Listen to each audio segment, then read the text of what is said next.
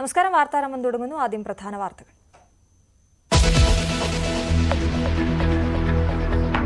കർണാടകയിൽ കാണാതായ അർജുനായി തെരച്ചിൽ തുടരുന്നു. ഷിരൂരിൽ റഡാർ ഉപയോഗിച്ച് തെരച്ചിൽ നടത്തും. വാഹനം ഓഫായതോടെ സിഗ്നൽ നഷ്ടമായി.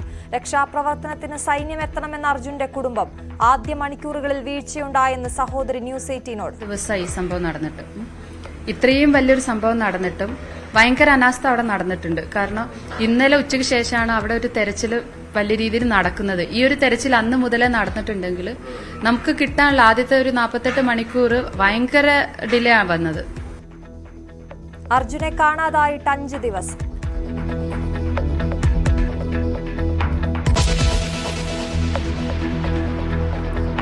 കുവൈറ്റിൽ താമസ സ്ഥലത്തുണ്ടായ തീപിടുത്തത്തിൽ 4 മലയാളി കുടുംബത്തിന് ദാരുണാന്ത്യം. തീപിടുത്തമുണ്ടായത് അബ്ബാസിയയിലെ ഫ്ളാറ്റിൽ. മരിച്ചത് ആലപ്പുഴ നീരേറ്റുപുറം സ്വദേശി മാത്യുവും ഭാര്യയും 2 മക്കളും.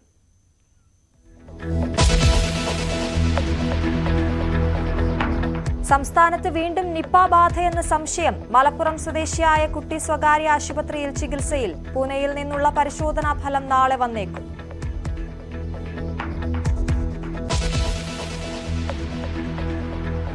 മഴക്കെടുതിയിൽ വലഞ്ഞ് കേരളം. വെള്ളക്കെട്ടൊഴിയാതെ നിരവധി മേഖലകൾ. വയനാട്ടിലെ വിദ്യാഭ്യാസ സ്ഥാപനങ്ങൾക്ക് അവധി.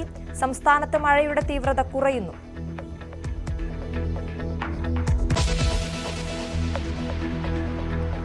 കോൺഗ്രസിനെ വിമർശിച്ച് ഉമ്മൻചാണ്ടിയുടെ ഭാര്യ മറിയാമ്മ ഉമ്മൻ. സോളാർ വിവാദ സമയത്ത് ആരും കൂടെയുണ്ടായിരുന്നില്ല. സോളാർ ഹൃദയത്തിൽ ഞങ്ങളുടെ കുടുംബത്തെ തകർത്തൊരു വിഷയമാണ്. ഒരു അക്ഷരം പോലും പിണ്ടിയിട്ടില്ല. നിന്ന് എൻ്റെ ഹൃദയത്തെ തകർത്തു. ഞാൻ ഏറ്റവും വിഷാദിച്ചിരിക്കുന്നു. വല്ലവനും സഹതാപം തോന്നുന്നു നോക്കിക്കൊണ്ട് ആരെയും കണ്ടില്ല. ആരെങ്കിലും ആശ്വസിപ്പിക്കാൻ നോക്കിക്കൊണ്ടിരുന്നു. ആരും വന്നില്ല താനും. വിമർശനം നേതാക്കളെ വേദിയിലിരുത്തി.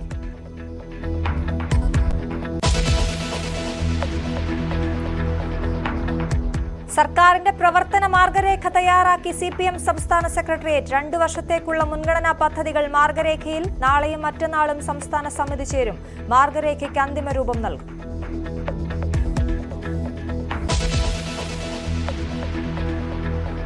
ആറന്മുള വള്ളസദ്യയ്ക്ക് നാളെ തുടക്കം. ഇതുവരെ ബുക്ക് ചെയ്തത് 400ഓളം വള്ളസദ്യകൾ. ഇത്തവണയും വിദേശത്തു നിന്നും നിരവധി ബുക്കിംഗ്.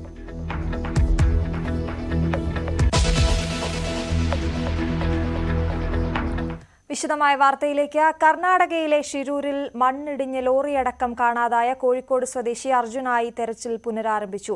NDRFനും പോലീസിനും ഫയർഫോഴ്സിനും പുറമെ നേവിയും തെരച്ചിലിനുണ്ട്. ബംഗളൂരുവിൽ നിന്നും റഡാർ ഉൾപ്പെടെയുള്ള സംവിധാനങ്ങൾ തെരച്ചിലിനായി എത്തിക്കും. എന്നാൽ പ്രദേശത്ത് ശക്തമായ കാറ്റും മഴയും തുടരുകയാണ്. വീണ്ടും മണ്ണിടിച്ചിലിന് സാധ്യതയുണ്ടെന്ന മുന്നറിയിപ്പും അധികൃതർ നൽകിയിട്ടുണ്ട്. ന്യൂസ് 18 സംഘം ഷിരൂരിലുണ്ട്.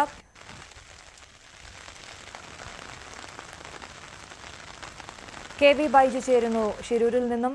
ബൈജു, തെരച്ചിൽ രാവിലെ തന്നെ പുനരാരംഭിച്ചിരുന്നു. അതേസമയം മാധ്യമപ്രവർത്തകർക്കടക്കം അങ്ങോട്ടേക്ക് പോകാനുള്ള അനുമതി ഉണ്ടായിരുന്നില്ല. ഇപ്പോഴും അതുതന്നെയാണോ അവസ്ഥ?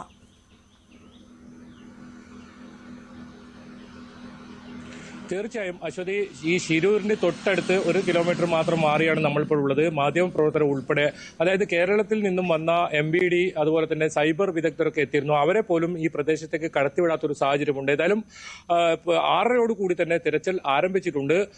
NDRF അതുപോലെ തന്നെ പോലീസ്, ഫയർഫോഴ്സ്, നേവി തുടങ്ങിയവരുടെ നേതൃത്വത്തിലുള്ള സംയുക്ത തിരച്ചിലാണ് ഇപ്പോൾ നടക്കുന്നത്. ഏതായാലും 9:10, 9:00 കൂടി റഡാർ സംവിധാനം എത്തും.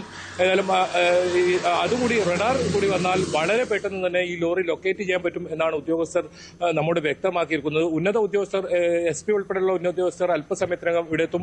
ഉച്ചയ്ക്ക് മുമ്പ് തന്നെ ഈ ലോറി കണ്ടെത്താനാകും എന്നത് ഒരു വലിയ പ്രതീക്ഷയാണ് ഇവർ വെച്ചു പുലർത്തുന്നത്. അതുകൊണ്ട് തന്നെ അർജുനെ ജീവനോടെ തിരിച്ചു വരുമെന്നൊരു പ്രതീക്ഷയോടെ തന്നെ കുടുംബങ്ങളെല്ലാം തന്നെ ഇവിടെ കാത്തിരിക്കുന്നുണ്ട്. ഇവിടെ നിന്നും നമുക്ക് അങ്ങോട്ടേക്ക് പ്രവേശനമില്ല. പ്രധാനമായും ഇവർ പറയുന്നത് മണ്ണിടിച്ചൽ സാധ്യത ഉണ്ട്, വീണ്ടും മണ്ണിടിയാനുള്ള സാധ്യതയുണ്ട്. അതുകൊണ്ടാണ് ആ പ്രദേശത്ത് കടത്തിവിടാത്തതാണ്. ഏതായാലും ഇപ്പം മഴ മാറി മാറിയ ഒരു കാലാവസ്ഥയാണ്. നല്ല കാലാവസ്ഥ, ഇപ്പോൾ അനുകൂല കാലാവസ്ഥയുണ്ട്. രാവിലെ 6 മണി വരെയൊക്കെ വളരെ പ്രതികൂലമായ ഒരു കാലാവസ്ഥയായിരുന്നു. വലിയ തോതിൽ കാറ്റും മഴയും ഒക്കെ ഉണ്ടാകുന്ന ഒരു സാഹചര്യമായിരുന്നു. പക്ഷെ അതൊക്കെ മാറി തെളിഞ്ഞ കാലാവസ്ഥയിലേക്ക് ഇപ്പോൾ കാര്യങ്ങൾ പോകുന്നുണ്ട്. അതുകൊണ്ട് തന്നെ വളരെ അനുകൂല കാലാവസ്ഥയാണ്. ഏതായാലും ഈ മണ്ണ് മാറ്റുന്ന നടപടികളാണ് ഇപ്പോൾ നടക്കുന്നത്. മണ്ണ് നമുക്കറിയാം, വലിയ തോതിൽ ഒരു കുന്ന് അപ്പാടെ ഇടിഞ്ഞ് ഇങ്ങനെ റോഡിലേക്ക് പതിച്ചതാണ്, ഈ വാഹനത്തിന് മുകളിലേക്ക് പതിച്ചതാണ്. ഈ മണ്ണിനടിയിൽ എത്ര വാഹനങ്ങൾ ഉണ്ട് എന്ന് പോലും ഇപ്പോൾ നമുക്ക് കണ്ടെത്താൻ കഴിഞ്ഞിട്ടില്ല. 3-4 വാഹനങ്ങൾ മണ്ണിനടിയിൽ അകപ്പെട്ടിട്ടുണ്ട് എന്നാണ് നാട്ടുകാർ തന്നെ പറയുന്നത്. ഏതായാലും ഈ അപകടം നടന്നതിന് തൊട്ട് സമീപത്തായി ഉണ്ടായിരുന്ന ഹോട്ടൽ അത് പൂർണ്ണമായും ഈ മണ്ണിടിച്ചിലിൽ തകരുന്ന ഒരു സാഹചര്യമാണ് ഉണ്ടായത്. അവിടെ ഉണ്ടായിരുന്ന 7 പേരാണ് ഇത്തരത്തിൽ മരണപ്പെട്ടത്. ഏതായാലും ചൊവ്വാഴ്ച ഈ സംഭവം 8:30 ഈ സംഭവം നടന്ന് വൈകിട്ട് വരെ ഇത്തരത്തിൽ രക്ഷാപ്രവർത്തനം നടത്തിയിരുന്നു. 7 മൃതദേഹങ്ങളായിരുന്നു ലഭിച്ചിരുന്നത്. അതോടുകൂടി രക്ഷാപ്രവർത്തനം മന്ദഗതിയിലായി. ഇന്നലെയും ഇത്തരത്തിൽ വലിയ സമ്മർദ്ദം നമ്മുടെ സംസ്ഥാന സർക്കാരിന്റെ ഭാഗത്തുനിന്നും അതുപോലെ തന്നെ കോൺഗ്രസ് നേതാക്കളുടെ ഭാഗത്തുനിന്നും ജനപ്രതിനിധിയുടെ ഭാഗത്തുനിന്നും എല്ലാം ഉണ്ടായതിനെ തുടർന്നാണ് അല്പം മുതലും ഇന്നലെ ഇത്തരത്തിൽ ഊർജിതമാക്കിയത്. പക്ഷേ ഉച്ചയ്ക്ക് ശേഷം മന്ദഗതിയിലായി. 9 മണിക്ക് രക്ഷാപ്രവർത്തനം നിർത്തിവെക്കുന്ന ഒരു സാഹചര്യം ഉണ്ടായത്. ഇന്ന് രാവിലെ തന്നെ രക്ഷാപ്രവർത്തനം ആരംഭിച്ചിട്ടുണ്ട്. ഇന്ന് ഉച്ചയോടുകൂടി തന്നെ ഈ വാഹനം കണ്ടെത്താനാകും എന്നൊരു പ്രതീക്ഷയാണുള്ളത്. കേരളത്തിൽ നിന്നുള്ള ഇത്തരത്തിലുള്ള പ്രത്യേക സംഘങ്ങളെല്ലാം എത്തിയിട്ടുണ്ട്. നേരത്തെ സൂചിപ്പിച്ചതുപോലെ തന്നെ MBD, സൈബർ തുടങ്ങിയ നിരവധി സംഘങ്ങൾ എത്തിയിട്ടുണ്ട്. അവർക്കൊന്നും ഈ പ്രദേശത്തേക്ക് ഇതുവരെ എത്താൻ കഴിഞ്ഞിട്ടില്ല. നിലവിൽ എന്താണ് ഇപ്പോൾ രക്ഷാപ്രവർത്തനം ഈ പ്രദേശത്ത് നടക്കുന്നതെന്ന് സംബന്ധിച്ച് നമുക്ക് വ്യക്തതയില്ല. ഈ സംബന്ധിച്ച് ഉന്നത ഉദ്യോഗസ്ഥർ വിശദീകരണം ഒന്നും ഇതുവരെ ലഭിച്ചിട്ടില്ല. എന്തായാലും വലിയ പ്രതീക്ഷയുണ്ട് അർജുൻ തിരിച്ചു വരുമെന്ന്. ബന്ധുക്കളെല്ലാം തന്നെ ഇവിടെ കാത്തിരിക്കുകയാണ്. നമ്മളിപ്പോൾ നിൽക്കുന്നത് 1 കിലോമീറ്റർ മാറിയാണ്. ഇതിനപ്പുറത്താണ് ആ ദുരന്തം നടന്ന സ്ഥലം, മണ്ണിടിഞ്ഞ സ്ഥലം. ഇപ്പോഴും ഇവിടെ മണ്ണിടിച്ചിൽ സാധ്യതയുണ്ട് എന്ന് പറഞ്ഞുകൊണ്ടാണ് ഈ ആളുകളെ അങ്ങോട്ടേക്ക് കയറ്റി വിടാത്തത്. ഒപ്പം ഈ ബൈജു ഇപ്പോൾ നിൽക്കുന്ന, നമ്മളടക്കമുള്ള മാധ്യമപ്രവർത്തകർ നിൽക്കുന്ന ഈ മേഖലയിലൂടെ തന്നെയാണോ മറ്റ് വാഹനങ്ങൾ, ഈ നേരത്തെ നമ്മൾ കണ്ടു MVD അടക്കമുള്ള ഉദ്യോഗസ്ഥരൊക്കെ അതുവഴി വരുന്നത് നമ്മൾ കണ്ടിരുന്നു, ഒരു ഫയർ എഞ്ചിൻ പോകുന്നത് നമ്മൾ കണ്ടിരുന്നു. അപ്പം ഇത്തരത്തിലുള്ള വാഹനങ്ങൾ, രക്ഷാപ്രവർത്തക സംഘമൊക്കെ ഇതുവഴി തന്നെയാണോ അങ്ങോട്ടേക്ക് പോകുന്നത്?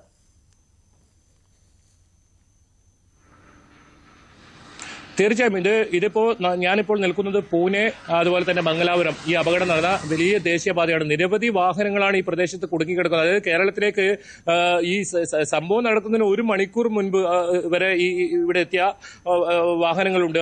അവരൊക്കെ ഈ പ്രദേശത്ത് ഇത്തരത്തിൽ വിശ്രമിക്കുന്ന സമയത്തൊക്കെ ആയിരുന്നു ഈ അപകടം. തലനാരിഴയ്ക്ക് അപകടത്തിൽ നിന്ന് രക്ഷപ്പെട്ടവർ പലരും നമ്മോട് അത്തരത്തിൽ പ്രതികരിക്കുകയുണ്ടായി. അത്തരം വാഹനങ്ങൾ നിരവധി ഈ പ്രദേശത്തുണ്ട്. ഞാനിപ്പോൾ ഉള്ളത് മംഗളൂരു ഭാഗത്തല്ല, നേരെ എതിർവശത്താണ്. ഈ വശത്താണ് ഈ ലോറി അപകടത്തിൽപ്പെട്ടിട്ടുള്ളത്. അതേസമയത്ത് മംഗളൂരു ഭാഗം, മറ്റു ഭാഗത്തും ഇത്തരത്തിൽ മണ്ണിടിഞ്ഞിട്ടുണ്ട്. ആ ഭാഗത്ത് മണ്ണ് നീക്കാനുള്ള ശ്രമം നടക്കുന്നുണ്ട്. ഇതിൽ ഏറ്റവും പ്രധാനം ഈ മണ്ണ് നീക്കുക എന്നത് തന്നെയാണ്. മണ്ണ് വലിയ തോതിൽ അടിഞ്ഞു കൂടിയിട്ടുണ്ട്. ഒരു ലോറി ഇത്രയും മുഴുവനായും മൂടണമെങ്കിൽ ആലോചിച്ചാൽ എത്രത്തോളം വ്യാപ്തിയാണ് ഈ അപകടത്തിനുണ്ടായതെന്ന്. അതുമാത്രമല്ല, സമീപത്തെ പുഴ പകുതിയിലേറെ ഇത്തരത്തിൽ ഒരു നിരപ്പ് സ്ഥലമായി മാറിയിരിക്കുന്നു. അത്രത്തോളം വലിയ ഒരു മണ്ണിടിച്ചിലാണ് ഈ പ്രദേശത്ത് ഉണ്ടായത്. എന്നാലും പലരും ഈ കാര്യത്തിൽ വലിയ ആശങ്ക ഒക്കെ ഉയർത്തുന്നുണ്ട്. കാരണം അശാസ്ത്രീയമായ ഈ റോഡ് നിർമ്മാണമാണ് ഇത്തരത്തിലുള്ള അപകടം ഇവിടെ പതിവാണ്. ഇതുവഴി യാത്ര ചെയ്യുന്നവർ വളരെ ഭീതിയോടുകൂടിയാണ് ഇത്തരത്തിൽ യാത്ര ചെയ്യുന്നത്. നമുക്ക് ഗോവ, മഹാരാഷ്ട്ര, പൂന തുടങ്ങിയ സ്ഥലങ്ങളിലേക്ക് കേരളത്തിൽ ഉൾപ്പെടെ പോകണമെങ്കിൽ ഇത് ഒരു വഴി മാത്രമേ ഉള്ളൂ. അതുകൊണ്ട് തന്നെയാണ് നിരവധി വാഹനങ്ങൾ ചൊവ്വാഴ്ച മുതൽ ലോറി നമുക്ക് ഇപ്പുറം ഭാഗത്തും അതുപോലെ തന്നെ അപ്പുറത്ത് 2 ഭാഗത്തുമായി ഇത്തരത്തിൽ കുടുങ്ങിക്കിടക്കുന്നത്. അത്തരത്തിലുള്ള പ്രതികരണം നമുക്ക് ലഭിച്ചിട്ടുണ്ട്. അത്തരം ആൾക്കാരുടെ ഇവിടെ കുടുങ്ങിക്കിടക്കുന്ന കേരളത്തിലേക്ക് ഇത്തരത്തിൽ ലോറി വരുന്ന ലോറിക്കാരുടെ പ്രതികരണങ്ങൾ വന്നിട്ടുണ്ട്. അവർ മുറിയെടുത്ത് ഇവിടെ കാത്തിരിക്കുകയാണ്. ഗതാഗതം എന്ന് പുനഃസ്ഥാപിക്കാനാകുമെന്ന് പോലും അധികൃതർ പറയുന്നില്ല. ഏതായാലും ഇപ്പോൾ വളരെ പ്രഥമ പരിഗണന കൊടുത്തിട്ടുള്ളത് ഈ അർജുനെ കണ്ടെത്തുക എന്ന് തന്നെയാണ്. അതിന് തന്നെയാണ് ഇപ്പോൾ ഈ ശ്രമം നടത്തുന്നതും തെരച്ചിൽ ഊർജിതമാക്കിയതും. എന്തായാലും ഇന്ന് നല്ലൊരു വാർത്ത ഏതായാലും പ്രതീക്ഷിക്കുന്നുണ്ട്. കുടുംബം ഉൾപ്പെടെ അത്തരത്തിലാണ് പ്രതികരിച്ചത്. നമ്മളും അത് തന്നെയാണ് പ്രതീക്ഷിച്ചത്. കാരണം അത്രത്തോളം സമ്മർദ്ദം ഈ കർണാടക സർക്കാരിന്റെ മേൽ ഉണ്ടായതുകൊണ്ടാണ് ഈ അന്വേഷണം ഇന്നലെ മുതൽ ഇത്തരത്തിൽ ഊർജിതമാക്കിയത്. ഇന്ന് കുറച്ചുകൂടി കാര്യക്ഷമമാക്കും. കൂടുതൽ വിഭാഗങ്ങൾ, അത് റഡാർ ഉൾപ്പെടെയുള്ള സംവിധാനങ്ങൾ എത്തിക്കഴിഞ്ഞാൽ പെട്ടെന്ന് തന്നെ ഈ ലോറി എവിടെയാണ് ഉള്ളതെന്ന് കണ്ടെത്താൻ പറ്റുമെന്നാണ് ഉദ്യോഗസ്ഥർ പറഞ്ഞത്. ഏതായാലും 1/2 മണിക്കൂറിനകം റഡാർ എത്തും. റഡാർ എത്തിക്കഴിഞ്ഞാൽ ലോറി കണ്ടെത്തി കഴിഞ്ഞാൽ തന്നെ ആ പ്രദേശത്തെ മാത്രം മണ്ണ് നീക്കിയാൽ മതി. കാരണം 200ഓളം മീറ്റർ ചുറ്റളവിലാണ് ഈ മണ്ണ് ഇത്തരത്തിൽ വ്യാപിച്ച് കിടക്കുന്നത്. അത് മുഴുവൻ നീക്കം ചെയ്ത് ലോറി കണ്ടെത്തുക വലിയ ബുദ്ധിമുട്ടാണ്. കാരണം അത് ആഴ്ചകൾ എടുക്കും. നടക്കുമെന്നാണ് പറഞ്ഞത്. കൃത്യമായ ഈ ലോറി ഉള്ള സ്ഥലം കണ്ടെത്തി കഴിഞ്ഞാൽ ആ ലോറി കൃത്യമായി അവിടെ മണ്ണ് എടുത്തു കഴിഞ്ഞാൽ ഈ ലോറി പുറത്തേക്ക് എടുക്കാൻ പറ്റും. അങ്ങനെയാണെങ്കിൽ അർജുൻ ഈ വാഹനത്തിനകത്ത് തന്നെ ഉണ്ടെങ്കിൽ, കാരണം ഇന്നലെ വരെ വാഹനം ഓൺ ആയ അവസ്ഥയിലായിരുന്നു, മൊബൈൽ ഫോൺ റിംഗ് ആവുന്ന അവസ്ഥയായിരുന്നു, അതുകൊണ്ട് തന്നെ സുരക്ഷിതനായി ഉണ്ടാകും എന്നൊരു പ്രതീക്ഷയാണ് ഇവരൊക്കെ പങ്കുവച്ചത്. അങ്ങനെയാണെങ്കിൽ ഉച്ചയോടുകൂടി തന്നെ ഇത്തരത്തിൽ നല്ലൊരു വാർത്ത നമുക്ക് ഇവിടെ നിന്നും പ്രതീക്ഷിക്കാം. അശ്വതി, അതാണ് ബൈജു നമ്മളിപ്പോൾ പ്രേക്ഷകരുമായി പങ്കുവച്ചുകൊണ്ടിരിക്കുന്നത്. ആ ദുരന്തം നടന്ന മണ്ണിടിച്ചിലുണ്ടായ സ്ഥലത്തെ ഷിരൂരിലെ ആകാശ ദൃശ്യങ്ങളാണ് നമ്മൾ കാണുന്നത്. എത്രത്തോളം വ്യാപ്തിയുണ്ട് ആ അപകടത്തിന് എന്നുള്ളത് ഇതിൽ നിന്നും വ്യക്തമാണ്. റോഡ് പൂർണ്ണമായും മറച്ചുകൊണ്ട് മണ്ണ് വീണിരിക്കുന്നു. അപ്പോൾ എത്രത്തോളം മണ്ണ് അതിലേക്ക് വീണിട്ടുണ്ട് എന്നുള്ളത് നമുക്ക് മനസ്സിലാക്കാൻ സാധിക്കും. ഈ അർജുൻ്റേതടക്കം മറ്റ് വാഹനങ്ങൾ കൂടി മണ്ണിനടിയിൽ അകപ്പെട്ടിട്ടുണ്ട് എന്നുള്ള സ്ഥിരീകരിക്കാത്ത വാർത്തകളുണ്ടല്ലോ ബൈജു. ഒപ്പം ഈ അർജുൻ്റെ ലോറി കണ്ടെത്തുന്നതിനുള്ള തടസ്സമായി ഇപ്പോൾ പറയുന്നത് ഈ GPS സിഗ്നൽ ലഭിക്കുന്നില്ല എന്നുള്ളതാണ്. വാഹനം ഇത്രയും ഇന്നലെയൊക്കെ ഓൺ ആയിരുന്നു, വാഹനം ഓഫായിരിക്കുന്നു. അതുകൊണ്ട് തന്നെ ഇനി അത് കണ്ടെത്തുക എന്നുള്ളത് വളരെ ശ്രമകരമായ ഒരു നടപടിയാണ്, ഇത്രത്തോളം മണ്ണ് അവിടെ മൂടിക്കിടക്കുന്നത് കൊണ്ട്, അല്ലേ ബൈജു? തീർച്ചയായും. പക്ഷേ അതിൽ ഏറ്റവും പ്രധാനം 200ഓളം മീറ്റർ ചുറ്റളവിലാണ് ഈ മണ്ണ് ഇത്തരത്തിൽ വ്യാപിച്ചു കിടക്കുന്നത്. ആ മണ്ണ് മുഴുവൻ നീക്കം ചെയ്ത് ലോറി എവിടെയാണെന്ന് കണ്ടെത്തുക അസാധ്യമാണ്. കാരണം GPS പരിമിതിയുണ്ട്. GPS ഈ മണ്ണിടിച്ചിൽ ഉണ്ടായ സ്ഥലത്ത് ഈ ലോറി ഉണ്ട് എന്ന് മാത്രമേ GPS-ൽ നിന്നും വ്യക്തമാകുന്നുള്ളൂ. അതല്ലാതെ കൃത്യമായ സ്ഥലം എവിടെയെന്ന് GPS-ൽ വ്യക്തമല്ല. കാരണം അത് അപ്പോൾ തന്നെ GPS നിലച്ച ഒരു സാഹചര്യം ഉണ്ടായിരുന്നു. പക്ഷേ അതിൽ MVD ഉദ്യോഗസ്ഥർ പറയുന്നത് ഇതാണ്, കൃത്യമായി 100 മീറ്റർ ആഴത്തിൽ ഇത്തരത്തിൽ മണ്ണ് മാറ്റിക്കഴിഞ്ഞാൽ ഈ ലോറി വളരെ എളുപ്പത്തിൽ കണ്ടെത്താൻ പറ്റുമെന്നതാണ്. പക്ഷേ ഈ സംഘത്തെ അങ്ങോട്ടേക്ക് കടത്തിവിടാൻ തയ്യാറായിട്ടില്ല. അവർ ഈ സ്ഥലത്തേക്ക് പോകാൻ ഉള്ള ഒരുക്കം നടത്തുന്നുണ്ട്. SP ജില്ലാ പോലീസ് മേധാവിയുമായി അവർ സംസാരിക്കുന്നുണ്ട്. ഈ സംഘം കൂടി അവിടെ എത്തേണ്ടതുണ്ട്. കാരണം കേരളത്തിൽ നിന്നുള്ള വിദഗ്ധ സംഘമൊക്കെ എത്തിക്കൊണ്ടിരിക്കുകയാണ് ഈ സ്ഥലത്തേക്ക്. ഏതായാലും കാര്യക്ഷമമായ നടപടി ഈ തരത്തിൽ ഈ മുഖ്യമന്ത്രി ഉൾപ്പെടെ ഇടപെട്ട് ഇതിൽ ഉണ്ട് എന്ന് നമുക്ക് ഇവിടെ നിന്ന് മനസ്സിലാക്കാൻ സാധിക്കുന്നു. അത്തരത്തിലുള്ള പ്രവർത്തികളാണ് ഇപ്പോൾ ഈ 2 ദിവസങ്ങൾ ഇന്നലെയും ഇന്നും ആയി നടക്കുന്നത്. കാരണം കഴിഞ്ഞ ചൊവ്വാഴ്ച മുതൽ ഒരു പ്രവൃത്തി നടന്നിട്ടില്ല എന്നാണ് ഇത്തരത്തിൽ നാട്ടുകാർ പറയുന്നത്. അശ്വതി സൂചിപ്പിച്ചതുപോലെ തന്നെ 4 വാഹനങ്ങൾ ഈ മണ്ണിനടിയിൽ അകപ്പെട്ടിട്ടുണ്ടെന്നാണ് നാട്ടുകാർ തന്നെ പറയുന്നത്. അതായത് അർജുന്റെ ലോറി കൂടാതെ ഒരു ബെൻസ് കാറുണ്ട്. ബെൻസ് കാറിന്റെ ലൊക്കേഷൻ കണ്ടെത്തിയിട്ടുണ്ട്. പക്ഷേ ആ കാറ് കണ്ടെത്താൻ സാധിച്ചിട്ടില്ല. ഇതിൽ ഇനി ആളുകളുണ്ടോ, കൂടുതൽ ആളുകൾ ഈ മണ്ണിനടിയിൽ അകപ്പെട്ടിട്ടുണ്ടോ, ഇതൊക്കെ നാട്ടുകാർ സംശയം പ്രകടിപ്പിക്കുന്നുണ്ട്. കാരണം കൃത്യമായ ഒരു വ്യക്തത ഇതുവരെ ജില്ലാ ഭരണകൂടത്തിന്റെ ഭാഗത്തോ അതുപോലെ നാട്ടുകാർക്കോ പറയാൻ സാധിക്കുന്നില്ല. ഇതൊരു വിശ്രമ കേന്ദ്രമാണ്. ഇത്തരത്തിൽ നിരവധി വാഹനങ്ങൾ ഇവിടെ വിശ്രമ കേന്ദ്രമായി ഉപയോഗിക്കുന്ന ഒരു സ്ഥലമാണ്. കാരണം ഇവിടെ നല്ല ദോശയും ചായയും കിട്ടുമെന്നാണ് ഈ ലോറിക്കാരൊക്കെ അഭിപ്രായപ്പെട്ടത്. അതുകൊണ്ട് തന്നെ ഇവിടെ സ്ഥിരമായി വാഹനങ്ങൾ നിർത്തിയിടും, അല്പം വിശ്രമിക്കും, അത് കഴിഞ്ഞ് പോകും. പക്ഷേ വലിയ തോതിലുള്ള കുന്ന് ഇത്തരത്തിൽ ഇടിച്ച് ഒരു പാതയായിരുന്നു ഇത്. ഇത്തരത്തിലൊരു അപകടം ഉണ്ടാകുന്ന ആരും തന്നെ പ്രതീക്ഷിച്ചില്ല. നമ്മൾ നിരവധി ലോറിക്കാരുമായി സംസാരിച്ചപ്പോഴും അവർ പറഞ്ഞു ഇത്ര വലിയൊരു അപകടം ഉണ്ടാവുമെന്ന് നമ്മൾ പ്രതീക്ഷിച്ചിരുന്നില്ല. ഇതിലെ സ്ഥിരമായി പോകുന്നവരാണ്, ഈ സ്ഥലങ്ങളിൽ നിർത്തിയിട്ട് ഇത്തരത്തിൽ വിശ്രമം എടുത്ത് പോകുന്നവരുമാണ്. പക്ഷേ ഇത് വലിയൊരു അപകടം, ഇത്ര പ്രതീക്ഷിക്കാത്തൊരു അപകടമായിരുന്നു. എന്തായാലും ആ ഞെട്ടലിൽ നിന്നും ഇതൊരു മോചിതരായിട്ടില്ല. അത്തരത്തിൽ നിരവധി ലോറി വാഹനങ്ങൾ ഇപ്പോൾ ഇവിടെ കുടുങ്ങിക്കിടക്കുന്ന ഒരു സാഹചര്യമുണ്ട്. ഏതായാലും ഉന്നത ഉദ്യോഗസ്ഥർ അല്പസമയത്തിനകം ഇവിടെ എത്തും. റഡാർ സംവിധാനവും അല്പസമയത്തിനെത്തും. ഇനി 9:30 കൂടി എത്തുമെന്നാണ് ഇപ്പോൾ അധികൃതർ അറിയിച്ചിട്ടുള്ളത്. എന്താണ് ഇവിടെ രക്ഷാപ്രവർത്തനം നടക്കുന്നത് സംബന്ധിച്ച് ഔദ്യോഗികമായ ഒരു വിശദീകരണം ജില്ലാ ഭരണകൂടത്തിന്റെ ഭാഗത്ത് നിന്ന് ലഭിക്കേണ്ടതുണ്ട്. അശ്വതി, ശരി ബൈജു, ഞാൻ ബൈജുവിലേക്ക് മടങ്ങിയെത്താം. ഇപ്പോൾ അർജുന്റെ കുടുംബത്തിന്റെ ആരോപണം, അവർ ആദ്യം മുതലേ പറയുന്ന കാര്യം, ആദ്യ മണിക്കൂറുകളിൽ വലിയ രീതിയിലുള്ള തെരച്ചിലുണ്ടായില്ല, അവരുടെ ഭാഗത്തു നിന്നുമുണ്ടായ പ്രതികരണം അനുകൂലമായിരുന്നില്ല കർണാടകയിലെ പോലീസ് ഉദ്യോഗസ്ഥരുടെ ഭാഗത്തു നിന്നും എന്നാണ് അവർ ആദ്യം മുതലേ പറയുന്നത്. ഈ മണ്ണ് റോഡിൽ നിന്ന് മാറ്റുന്നതിനുള്ള ശ്രമം മാത്രമേ നടന്നിട്ടുള്ളൂ, അർജുനായുള്ള തെരച്ചിൽ സത്യത്തിൽ ആരംഭിക്കുന്നത് ഇന്നാണ് എന്ന രീതിയിലാണ് അവരുടെ പ്രതികരണം ഇപ്പോഴും വരുന്നത്. റഡാർ എത്തിക്കാനായാൽ തെരച്ചിൽ ഊർജിതമാകുമെന്ന പ്രതീക്ഷയാണ് ഉള്ളതെന്ന് അർജുന്റെ ഭാര്യ സഹോദരൻ ജിതിൻ ന്യൂസ് 18നോട് പറഞ്ഞു. ജിതിൻ ഈ സംഭവ സ്ഥലത്തിപ്പോൾ ഉണ്ട്. അർജുനെ ജീവനോടെ തിരിച്ചു കിട്ടുമെന്നാണ് പ്രതീക്ഷ. രക്ഷാപ്രവർത്തനം നടക്കുന്ന സ്ഥലത്തേക്ക് കടത്തിവിടുന്നില്ല എന്ന വലിയ ആശങ്കയും ജിതിൻ പങ്കുവച്ചു.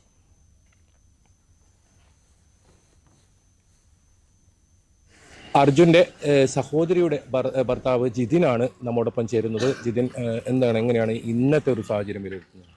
ഇന്നത്തെ സാഹചര്യം ഇപ്പം ഇവിടെ അങ്ങോട്ട് കടത്തി വിടുന്നില്ല ഇതുവരെ. SP സാറ് വിളിച്ചിട്ടുണ്ടായിരുന്നു, സാറ് വന്നിട്ട് പറയാമെന്ന് പറഞ്ഞിട്ടുണ്ട്. ഒന്ന് വെയിറ്റ് ചെയ്യാനാണ് പറഞ്ഞത്, ജസ്റ്റ് വെയിറ്റ് ഫോർ മീ അങ്ങനെയാണ് പറഞ്ഞത്. നോക്കാം നമുക്ക് എന്താണ് സാഹചര്യം. ഇപ്പം എന്ത് രീതിയിലുള്ള വർക്കാണ് അവിടെ നടക്കുന്നത് അറിയില്ല. കാരണം നമുക്കൊന്നും കാണാൻ പറ്റുന്നില്ലല്ലോ, കുറച്ച് ദൂരമല്ലേ, 2 കിലോമീറ്റർ 2.5 കിലോമീറ്റർ ഇനി അങ്ങോട്ട് ഉള്ളോട്ട് പോകണം. അപ്പോൾ അറിയില്ല ഇനി എന്താ അവിടെ സംഭവിക്കുന്നതെന്നുള്ളത്. ഇന്നലത്തെ ഒരു പരിശോധന വലിയ തോതിൽ ആക്ഷേപം ഉയർന്നിരുന്നതാണ്. അത് എങ്ങനെയാണ് നിങ്ങൾ ഇന്നലെ ശരിക്കും കാര്യക്ഷമമായിട്ട് ഈ നമ്മുടെ ഈ ന്യൂസിൻ്റെയും നമ്മുടെ നാട്ടിലെ ഈ ഗവൺമെൻറ്റിൻ്റെയും ജനപ്രതിനിധികളുടെ ഇടപെടലുകളും ഇന്നലെ ഉച്ചയ്ക്ക് ശേഷമാണ് അതിൻ്റെ ഒരു ഇമ്പാക്റ്റ് നമുക്ക് ഇവിടെ കാണാൻ പറ്റിയത്. IG സാർ വന്നതിന് ശേഷമാണ് ഇവിടുത്തെ എന്തെങ്കിലുമൊക്കെ കാര്യങ്ങൾ ഇങ്ങനെ ചെയ്യണം അങ്ങനെ ചെയ്യണം എന്നൊക്കെയുള്ള ഒരു വിലയിരുത്തലുണ്ടായത്. നമുക്കൊരു കോൺഫിഡൻറ്റ് തോന്നിയത് ഇന്നലെയൊക്കെ ആ വണ്ടിയിൽ പ്രതീക്ഷിക്കുന്നിടത്ത് കുറച്ച് മണ്ണൊക്കെ എടുക്കുന്നത് കണ്ടിട്ടുണ്ടായിരുന്നു. രാത്രി അപ്പോഴേ പിന്നെ നമ്മളൊക്കെ അവിടെ പറഞ്ഞയച്ചു. ഇപ്പോഴും പ്രതീക്ഷ എന്താണ്? ഇപ്പോൾ GPS സംവിധാനം ലഭിക്കുന്നില്ല എന്നാണ് അല്പസമയം മുമ്പ് മോട്ടോർ വെഹിക്കിൾ ഡിപ്പാർട്ട്മെൻറ്റിൻ്റെ ആളുകൾ പറഞ്ഞത്. നമുക്ക് എത്രത്തോളം പ്രതീക്ഷയുണ്ട്? ഉണ്ട്, ഞാൻ പ്രതീക്ഷ അവനെ ജീവനോട് തിരിച്ചു കിട്ടുന്ന 100% വിശ്വാസമുണ്ട്. ജീവൻ്റെ എന്തെങ്കിലും കണിക നിലനിർത്താനുള്ള അത് അർജുനാണ് നിലനിർത്തുക. നമ്മുടെ കേരളത്തിൽ നിന്നുള്ള സംവിധാനങ്ങൾ ഇന്നലെ മുതലാണെന്ന് പറഞ്ഞു, എത്രത്തോളം ഇപ്പോൾ സജീവമായി ഉണ്ട്? കേരളത്തിൽ നിന്നുള്ള സംവിധാനം എന്ന് വെച്ചാൽ അതിനെക്കുറിച്ച് എനിക്ക് അങ്ങനെ അറിയില്ല. മുഖ്യമന്ത്രിയുടെ ഇടപെടൽ, അതുപോലെ ഇടപെടലുകൾ ഉണ്ടാവുന്നുണ്ട്. ഇടപെടൽ എല്ലാവരും ഭാഗത്തുനിന്ന് ഉണ്ടാവുന്നുണ്ട്. അവർ ശ്രമിക്കുന്നുണ്ടെന്നാണ് ഞാൻ കരുതുന്നത്. അവരെല്ലാവരും ശ്രമിക്കുന്നുണ്ട്. പക്ഷെ അത് ഗ്രൗണ്ടിലെ റിയാലിറ്റിയിൽ നമുക്കത് അത്രത്തോളം ഒരു എഫക്റ്റ് ആയിട്ട് തോന്നിയിട്ടില്ല. ശ്രമിക്കുന്നുണ്ടാവും എല്ലാവരും അവരുടെ രീതിയിൽ ശ്രമിക്കും. കാരണം ഇവിടെ അങ്ങനത്തെ ഒരു സ്ഥലമാണ്. നമ്മുടെ ഒരു ആൾ പറഞ്ഞത് കൊണ്ടോ ഇന്നാൾ പറഞ്ഞത് കൊണ്ടോ ഇല്ലയെന്ന് ഞങ്ങൾ പൂർണ്ണമായിട്ട് വിശ്വസിക്കുന്നുണ്ട്. ഒരാൾ പറഞ്ഞതുകൊണ്ട് ഇവിടെ ഒന്നും നടക്കാൻ പോകുന്നില്ല. വലിയ എന്തെങ്കിലും ഇമ്പാക്റ്റ് ഒക്കെ ഉണ്ടാവുകയാണെങ്കിൽ ഇവിടെ എന്തെങ്കിലും നടക്കും. ഈ തെരച്ചിലുമായി ബന്ധപ്പെട്ട് എന്തെങ്കിലും വിവരങ്ങൾ നിങ്ങളോട് പങ്കുവെക്കുന്നുണ്ടോ? ഇല്ല, ഇതുവരെ ഒന്നും പങ്കുവെച്ചിട്ടില്ല. നമ്മൾ അവിടെ പോയിട്ട് എൻക്വയറി ചെയ്യുമ്പോൾ മാത്രം അവരെന്തെങ്കിലും പറയും. നമ്മൾ 2-3 ദിവസമായിട്ട് തന്നെ എന്തെങ്കിലും വണ്ടിയുടെ അപ്ഡേഷൻ ഉണ്ടോ ചോദിക്കുമ്പോൾ ഞങ്ങൾ ഓരോ അരമണിക്കൂർ 1 മണിക്കൂർ പോയി ചോദിക്കുമ്പോൾ അവരില്ലാന്ന് പറയും. ചിലപ്പോൾ പറയും, കുറച്ച് ആൾക്കാർ ഇത് ഇവിടെയാണ് പറയും, അല്ല അത് അവിടെയാണ് പറയും, ചിലപ്പോൾ പുഴയിലേക്കാണ് പോയതെന്ന് പറയും. അങ്ങനെ നമ്മളെ ആകെ കൺഫ്യൂഷൻ ആക്കിയിട്ടുള്ള ഒരു അവസ്ഥയായിരുന്നു. നമ്മൾ എക്സാക്റ്റ് ലൊക്കേഷൻ ആദ്യം വന്നന്ന് മുതലേ കൊടുക്കാൻ തുടങ്ങിയിട്ടുണ്ട്. ഇപ്പോൾ നമ്മൾ തുടക്കത്തിൽ കൊടുത്ത ആ ലൊക്കേഷൻ അതിനപ്പുറം വലിയൊരു തെരച്ചിൽ അല്ലെങ്കിൽ ഇവരുടെ ഭാഗത്തു നിന്ന് മുന്നോട്ട് പോയിട്ടില്ല എന്നാണോ മനസ്സിലാക്കേണ്ടത്? അതിനുശേഷം ഇന്നലെ വന്നിട്ട് അവർ പിന്നെ ലാസ്റ്റ് റിങ് ചെയ്തല്ലോ, ആ ലൊക്കേഷൻ വെച്ച് ട്രേസ് ചെയ്തിട്ടുണ്ട്. കോൾ ലൊക്കേഷൻ വെച്ചിട്ട് ഇവിടുത്തെ ഗവൺമെൻറ് അത് ട്രേസ് ചെയ്ത് എടുത്തിട്ടുണ്ട് സംഭവം. ഇപ്പോൾ ആ ഒരു ഇതിലാണ് അവർ തുടങ്ങുന്നത്. അവിടെ ഉണ്ട് ഉറപ്പിച്ചത് ഇത് കാരണം. കുടുംബത്തിന് ഇപ്പോൾ ആരൊക്കെ ഇവിടെ എത്തിയിട്ടുണ്ട്?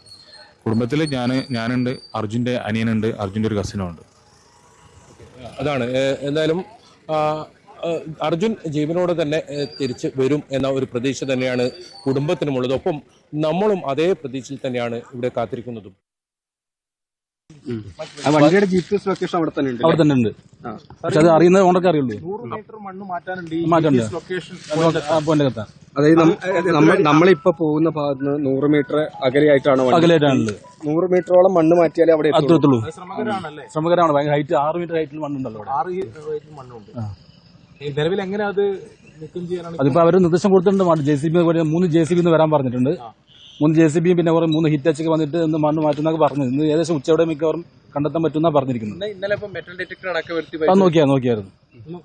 കണ്ടില്ല. ഈ GPS ഇപ്പോഴും എങ്ങനെയാ കിട്ടുന്നത്? ഇപ്പൊ ഓഫിലാണല്ലേ. അത് ഓണർക്കല്ലേ അറിയുള്ളൂ. നമ്മളൊരു അന്വേഷണത്തിൽ എപ്പോഴും അവസാനമായിട്ട് സാറേ നമ്മുടെ ഒരു അന്വേഷണത്തിൽ എപ്പോഴായിട്ട് അവസാനമായിട്ട് GPS ഇന്നലെയാണ് നാഷണൽ ഓഫിലാണുള്ളത്. ഇപ്പൊ എത്ര മീറ്റർ മണ്ണ് നീക്കം ചെയ്തിട്ടുണ്ട്? ഏകദേശം ഒരു 200 മീറ്റർ നോക്കിയാൽ പറയാമല്ലോ. ഇനി അതിന് ശേഷം എത്ര മണ്ണ് മാറ്റി നമുക്കറിയില്ല. ഏകദേശം 100 മീറ്റർ കൂടെ മാറ്റണം. മണ്ണ് കുറച്ച് ഇടിച്ചുകൊണ്ടിരിക്കുകയാണ്. നേരത്തെ വണ്ടി സ്റ്റാർട്ടായി എന്ന് പറഞ്ഞിരുന്നു. അത് ഈ വണ്ടി തന്നെയാണോ? അത് അറിയില്ല. അത് വ്യക്തതയില്ല. അത് പോയി നോക്കിയാലേ എനിക്ക് പറയാൻ പറ്റുള്ളൂ.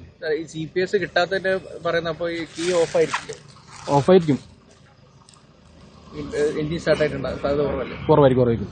സാർ ഇപ്പൊ എല്ലാവർക്കും അറിയാൻ കാരണം ലാസ്റ്റ് ഇന്നലെ GPS കിട്ടിയല്ലോ. ഈ GPS ലഭ്യമാകാൻ വേണ്ടുന്ന സാഹചര്യങ്ങൾ എന്തൊക്കെയാ? ഇത് വണ്ടി സ്റ്റാർട്ടാവണം. സ്റ്റാർട്ടായാൽ മാത്രമേ GPS ഓൺ ആവുള്ളൂ. സ്റ്റാർട്ടായാൽ മാത്രമേ വണ്ടി GPS വർക്ക് ചെയ്യുള്ളൂ. അപ്പൊ ഇന്നലെ മണ്ണുണ്ട്. അതായത് ഇന്നലെ ഈ GPS കിട്ടിയ സമയത്ത് വണ്ടി ഓൺ ആയിരുന്നു എന്ന് വേണം മനസ്സിലാക്കാൻ അല്ലേ? അതെ. MVD ഉദ്യോഗസ്ഥരുടെ പ്രതികരണമാണ് കേട്ടത്. വളരെ ശ്രമകരമാണ് രക്ഷാദൗത്യം എന്നുള്ളതാണ് അദ്ദേഹത്തിന്റെ വാക്കുകളിൽ നിന്നും മനസ്സിലാകുന്നത്. 6 അടിയോളം ഉയരത്തിൽ മണ്ണുണ്ട്, കനത്തിൽ മണ്ണ് വീണിട്ടുണ്ട് എന്നുള്ളതാണ്. ആ മണ്ണ് നീക്കം ചെയ്യണം എന്നുള്ളതാണ് ഏറ്റവും ശ്രമകരമായ കാര്യം. മറ്റൊന്ന് GPS സിഗ്നൽ ലഭിക്കണമെങ്കിൽ അർജുന്റെ വാഹനം ട്രക്ക് ഓൺ ആയാൽ മാത്രമേ GPS സിഗ്നൽ ലഭിക്കുകയുള്ളൂ എന്നുള്ളതും അദ്ദേഹം പറയുന്നു. കാസർഗോഡ് നിന്നുള്ള മോട്ടോർ വെഹിക്കിൾ ഉദ്യോഗസ്ഥന്റെ പ്രതികരണമാണ് നമ്മൾ കണ്ടത്. അവർ ഷിരൂരിൽ എത്തിയ ശേഷമുള്ള പ്രതികരണമാണ് കണ്ടത്. അതേസമയം രക്ഷാപ്രവർത്തനത്തിൽ അനാസ്ഥ ഉണ്ടായതായി അർജുന്റെ കുടുംബം അവരുടെ ആരോപണം തുടരുകയാണ്. നിർണായകമായ ആദ്യ 48 മണിക്കൂറിൽ രക്ഷാപ്രവർത്തനത്തിൽ കാലതാമസം ഉണ്ടായി എന്നാണ് അർജുന്റെ സഹോദരി പറയുന്നത്. ഇന്നലെ ഉച്ചയ്ക്ക് ശേഷം പ്രതീക്ഷ വന്നെങ്കിലും രാത്രിയോടെ തെരച്ചിൽ നിർത്തുകയായിരുന്നുവെന്നും അവർ പറഞ്ഞു. അതായത് രാവിലെയാണ് അവിടെ നടന്നത്.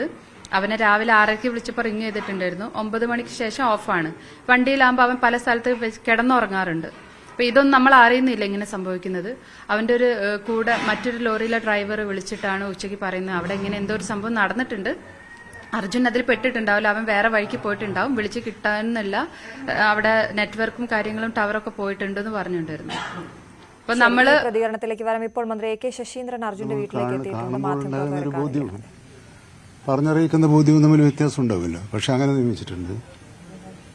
ഈ അർജുന്റെ സഹോദരിയുടെ ഭർത്താവ് അവിടെയുണ്ട്. ഈ ഉദ്യോഗസ്ഥനും അവരും തമ്മിൽ ബന്ധപ്പെടുത്താനുള്ള ഏർപ്പാടും ഇപ്പോൾ ചെയ്തു കഴിഞ്ഞിട്ടുണ്ട്. കാരണം ഈ കുടുംബത്തിന്റെ ആശ്വാസമാണ് നമ്മളെ സംബന്ധിച്ചിടത്തോളം ഏറ്റവും പ്രധാനപ്പെട്ട പ്രശ്നം, സാങ്കേതികത്വമല്ല.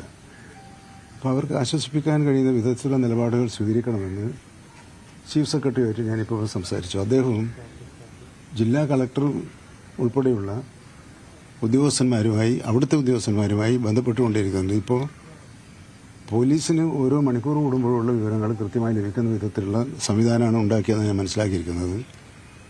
കേരളത്തിൻ്റെ ഭാഗത്തു നിന്നും ഈ വിവരം അറിഞ്ഞത് ഉടനെ തന്നെ മുഖ്യമന്ത്രി ഉൾപ്പെടെ ട്രാൻസ്പോർട്ട് മന്ത്രി ഉൾപ്പെടെ എല്ലാ മേഖലയിലുമുള്ള ഭരണകൂടത്തിൻ്റെ ഭാഗമായി പ്രവർത്തിക്കുന്നവരും മറ്റ് പ്രമുഖ രാഷ്ട്രീയ പാർട്ടികളുടെ നേതാക്കന്മാരും ഈ പ്രശ്നത്തിൽ ഫലപ്രദമായി ഇടപെടുന്നുണ്ട്.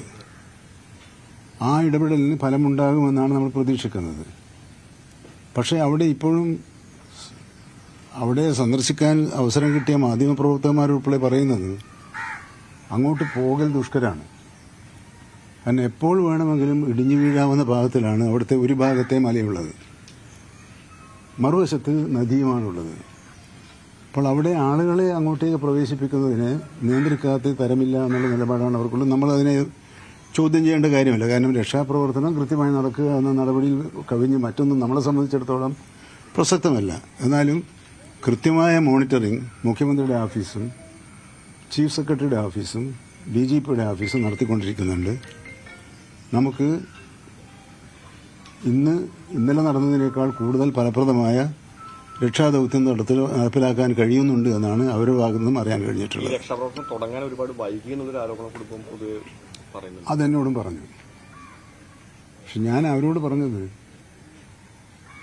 ഇന്നലെ എന്ത് നടന്നു എന്ന് നമുക്ക് പിന്നെ ആലോചിക്കാം, ഇന്നിപ്പോൾ എന്ത് നടക്കണം എന്നിപ്പോൾ ആലോചിക്കാം. മറ്റേത് നമുക്ക് സമയമുണ്ട്. ഇന്നിപ്പോൾ ഈ മിനിറ്റിൽ നടക്കേണ്ട കാര്യം പിന്നത്തേക്കായാൽ അവിടെയാണ് നമ്മളെ പാളിച്ച എന്ന ഒരു നിലവിലെത്തുക. അപ്പോൾ ഇപ്പം നമ്മൾ ഇടപെട്ട് തുടങ്ങിയിട്ടുണ്ട്, പ്രവർത്തിച്ച് തുടങ്ങിയിട്ടുണ്ട്. ആ പ്രവർത്തനം ഏറ്റവും ശാസ്ത്രീയവും ഫലപ്രദമായ ഭാഗത്തുള്ള നിർദ്ദേശങ്ങൾ പരസ്പരം കൈമാറി ചർച്ച ചെയ്ത് മുമ്പോട്ട് പോകുന്ന സാഹചര്യമുണ്ട്. കർണാടക ഗവൺമെന്റ് ആ രൂപത്തിൽ തന്നെയാണ് ഇപ്പോൾ പ്രവർത്തിച്ചുകൊണ്ടിരിക്കുന്നതെന്നാണ് എനിക്ക് മനസ്സിലാക്കാൻ കഴിയുന്നത്. അല്ല, അത് NDRFനും SDRFനും നാവികസേനക്കൊക്കെ അവരുടെ ഒരു പ്രോട്ടോകോളുണ്ട്.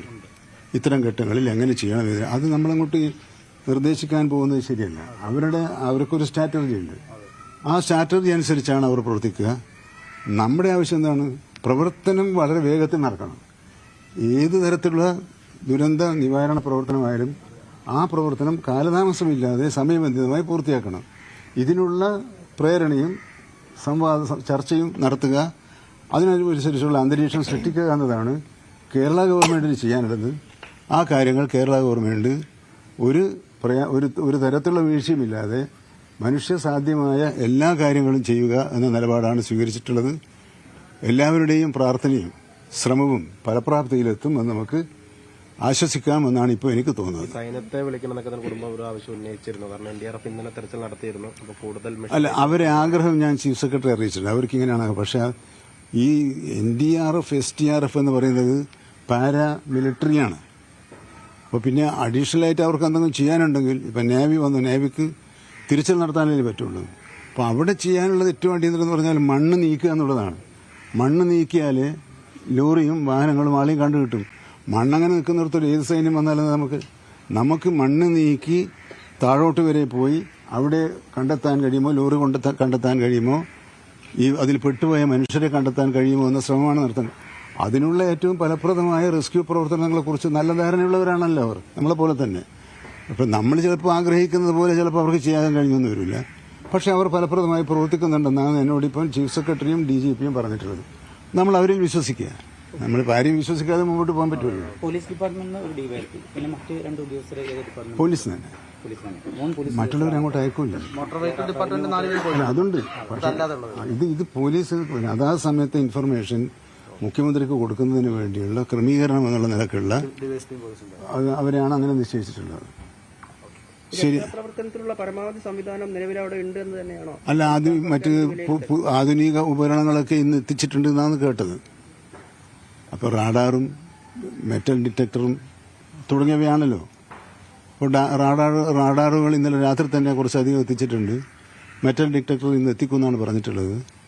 അപ്പോൾ ഓരോന്ന് ചെയ്യും. നമുക്ക് ഓരോ തോന്നണല്ലോ, അത് ചെയ്താൽ അങ്ങനെ അത് ചെയ്താലെന്ന് തോന്നുമ്പോൾ അതിനുള്ള ഉപകരണങ്ങൾ എന്താണോ അത് എത്തിക്കുക എന്നുള്ളൊരു മെക്കാനിസം ഇവിടെ ഇപ്പോൾ നടക്കുന്നുണ്ട് എന്നാണ് ഞങ്ങൾക്ക് കിട്ടിയിട്ടുള്ള വിവരം. കൂടുതൽ വലിയ മിഷനറീസ്, ബുൾഡോസറോല മിഷനറീസ് കൊണ്ടുവന്നൊക്കെയാണ് കുടുംബം പറയുന്നത്. ഇന്നലെയൊക്കെ 8 JCBയും ഇതൊക്കെയാണ് അവിടെ ഉണ്ടായിരുന്നത്. കുടുംബങ്ങൾക്ക് സ്വാഭാവികമായിട്ടും കുടുംബത്തിന് അവരുടെ ആഗ്രഹം എന്താ അത്രയും പെട്ടെന്ന് കണ്ടെത്തുക എന്നുള്ളതാണ്.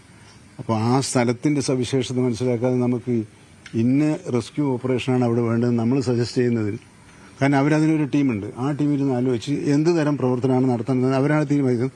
ആ പ്ലാൻ ചെയ്തത് അവർ ഓപ്പറേഷനിലൂടെ പൂർത്തിയാക്കുക എന്ന നടപടിയാണല്ലോ സാധാരണ ചെയ്യാറ്. ആ നടപടികൾ അവർ ചെയ്യുന്നുണ്ട്. 17 രാവിലെ തന്നെ കുടുംബം അടുത്തുള്ള പോലീസ് സ്റ്റേഷനിൽ പരാതി നൽകിയിട്ടുണ്ടെന്നാണ് കുടുംബം പറയുന്നത്. ഞാൻ പറഞ്ഞല്ലോ, നമുക്കത് ഇത് കഴിയട്ടെ. ഞാൻ വീണ്ടും നിങ്ങളോട് അഭ്യർത്ഥിക്കുന്നത്, നമ്മളിപ്പോൾ അതിലേക്കല്ല പോകേണ്ടത്. അതിലേക്ക് പോകാൻ ഈ ശ്രമത്തിന്റെ പൂർണ്ണ വിവരം അറിഞ്ഞതിന് ശേഷം മാത്രമേ നമ്മൾ അതിലേക്ക് പോകേണ്ടതുള്ളൂ എന്നാണ് എൻ്റെ അഭിപ്രായം.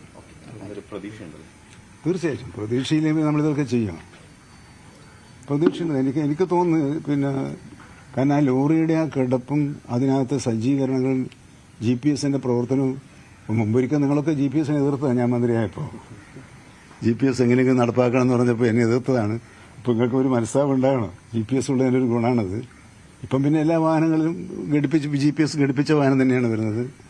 അന്ന് ലോറി ഉടമസ്ഥന്മാർ, ബസ് ഉടമസ്ഥന്മാർ എല്ലാവരും തന്നെ വലിയ ശക്തിയായിട്ട് വിയോജിച്ച കാര്യം ഞാനിപ്പോൾ സന്ദർഭത്തിന് ഓർത്തു പോയെന്നുള്ളൂ. അതൊന്നും ചർച്ച ചെയ്യേണ്ട ഒരു വിഷയമല്ല ഇപ്പോൾ. Okay, thank you. കോഴിക്കോട് അർജുന്റെ വീട്ടിലെത്തിയ മന്ത്രി AK ശശീന്ദ്രന്റെ പ്രതികരണമാണ് നമ്മൾ കണ്ടത്. എല്ലാ വിധത്തിലും കേരളം ഈ വിഷയത്തിൽ ഇടപെട്ടിട്ടുണ്ട്. വേണ്ട വിധത്തിലുള്ള ഇടപെടൽ ഇപ്പോഴും നടത്തിക്കൊണ്ടിരിക്കുകയാണ്. മുഖ്യമന്ത്രിയെ വിവരങ്ങൾ അറിയിക്കുന്നതിനായി, കൃത്യമായ വിവരങ്ങൾ സംസ്ഥാന സർക്കാരിന് ലഭിക്കുന്നതിനായി പോലീസുകാരെ അവിടെ ഏർപ്പെടുത്തിയിട്ടുണ്ട് എന്നും പറയുന്നു. കേരള പോലീസ് അവിടെയുണ്ട്, MVD ഉദ്യോഗസ്ഥരുണ്ട്. ഇപ്പോൾ നല്ല രീതിയിൽ തന്നെ തെരച്ചിൽ പുരോഗമിക്കുന്നതായാണ് ലഭ്യമാകുന്ന വിവരങ്ങളെന്നാണ് മന്ത്രി ഇപ്പോൾ മാധ്യമപ്രവർത്തകരെ കണ്ടപ്പോൾ പങ്കുവച്ചത്. വലിയ പ്രതീക്ഷയോടെ തന്നെ കാത്തിരിക്കുകയാണ്. GPS സംവിധാനമുള്ളത് വലിയ ഉപകാരമാകുമെന്ന് പ്രതീക്ഷിക്കുന്നു എന്നാണ് പറയുന്നത്. എന്തായാലും മണ്ണിടിച്ചിൽ സാധ്യത കണക്കിലെടുത്തുകൊണ്ട് തന്നെ മാധ്യമപ്രവർത്തകരെ അങ്ങോട്ടേക്ക് ദുരന്തം നടന്ന പ്രദേശത്തേക്ക് ഇപ്പോഴും കടത്തിവിടുന്നില്ല എന്നാണ് ഞാൻ മനസ്സിലാക്കുന്നത്. KV ബൈജു അവിടെ നിന്നും തുടരുന്നുണ്ട്. ബൈജു, ഇപ്പോൾ മന്ത്രി AK ശശീന്ദ്രൻ അർജുന്റെ വീട്ടിലെത്തി സംസാരിച്ചതിന്റെ തത്സമയ ദൃശ്യങ്ങളാണ് നമ്മൾ കണ്ടത്. കേരളത്തിന്റെ ഒരു ഇടപെടൽ കൃത്യമായി തന്നെ ഈ വിഷയത്തിൽ അവിടെ നടക്കുന്നുണ്ട് എന്നാണ് അദ്ദേഹം പറഞ്ഞത്. ഇപ്പോഴും മാധ്യമപ്രവർത്തകർക്കും മറ്റ് ആളുകൾക്കും അങ്ങോട്ടേക്കുള്ള വിലക്ക് അത് തുടരുകയാണോ? എന്താണ് നിലവിലെ സാഹചര്യം? മഴ മാറി നിൽക്കുന്ന അവസ്ഥയാണ് നേരത്തെ ഉണ്ടായിരുന്നത്, ഇപ്പോഴും അങ്ങനെ തന്നെയാണോ?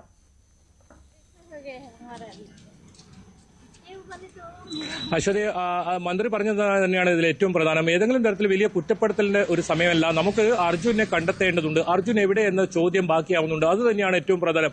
അതിൽ ഏറ്റവും പുതുതായി നമുക്കിപ്പോൾ നൽകാൻ കഴിയുന്ന വിവരം റഡാർ എത്തിച്ചിരിക്കുന്നു എന്നതാണ്.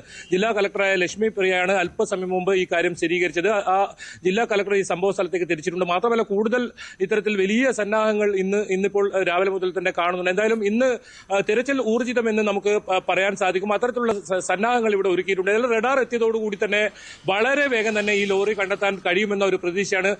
നമുക്കറിയാം, ഈ മാധ്യമപ്രവർത്തകർ അല്പസമയത്തിനകം ഈ കളക്ടർ എത്തിയാൽ ഇതിനകത്തേക്ക് കടത്തിവിടുമെന്ന് പറഞ്ഞത്. ഏതായാലും നമുക്ക് അല്പസമയത്തിനകം തന്നെ ഈ സംഭവ സ്ഥലത്തേക്ക് തന്നെ എത്താൻ സാധിക്കുമെന്നാണ് പ്രതീക്ഷിക്കുന്നത്. ഇപ്പോൾ മാധ്യമപ്രവർത്തകരകത്ത് കയറ്റാൻ സമ്മതിച്ചിട്ടുണ്ട്. ഏതായാലും അതിനുള്ള വഴികൾ ഏതായാലും തുറന്നിട്ടുണ്ട്. അതുകൊണ്ട് തന്നെ നമുക്ക് കൃത്യമായ വിവരം എന്തൊക്കെയാണ് ഈ രക്ഷാപ്രവർത്തനം ഇപ്പോൾ നടത്തുന്നതെന്ന് സംബന്ധിച്ച് അല്പസമയത്തിനകം തന്നെ നമുക്ക് വിവരം നൽകാൻ സാധിക്കും. അശ്വതി, അതാണ് ഏറ്റവും പുതിയ വിവരമാണ് ബൈജു നൽകിയിരിക്കുന്നത്. അവിടെ റഡാർ എത്തിയിരിക്കുന്നു എന്നുള്ളതാണ്. ജില്ലാ കളക്ടറുടെ നേതൃത്വത്തിലുള്ള സംഘം അവിടെ ഉണ്ട്.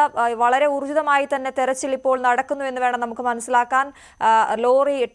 അർജുന്റെ ട്രക്ക് കണ്ടെത്താനായുള്ള റഡാർ സംവിധാനം എത്തിയിരിക്കുന്നു പ്രദേശത്തേക്ക് എന്നുള്ള ഏറ്റവും പ്രതീക്ഷാവഹമായ ആശാവഹമായ വാർത്തയാണ് അവിടെ നിന്നും ബൈജു നൽകിക്കൊണ്ടിരിക്കുന്നത്. ഇപ്പോൾ ബൈജു, നമ്മൾ രാവിലെയൊക്കെ കണ്ടത് ബൈജു അവിടെ പോയ സമയത്തൊക്കെ മഴയുണ്ടായിരുന്നു. ഇപ്പോൾ മഴ മാറി നിൽക്കുകയാണല്ലോ അല്ലേ? അപ്പോൾ അനുകൂലമായ കാലാവസ്ഥയും ഇന്നുണ്ട്.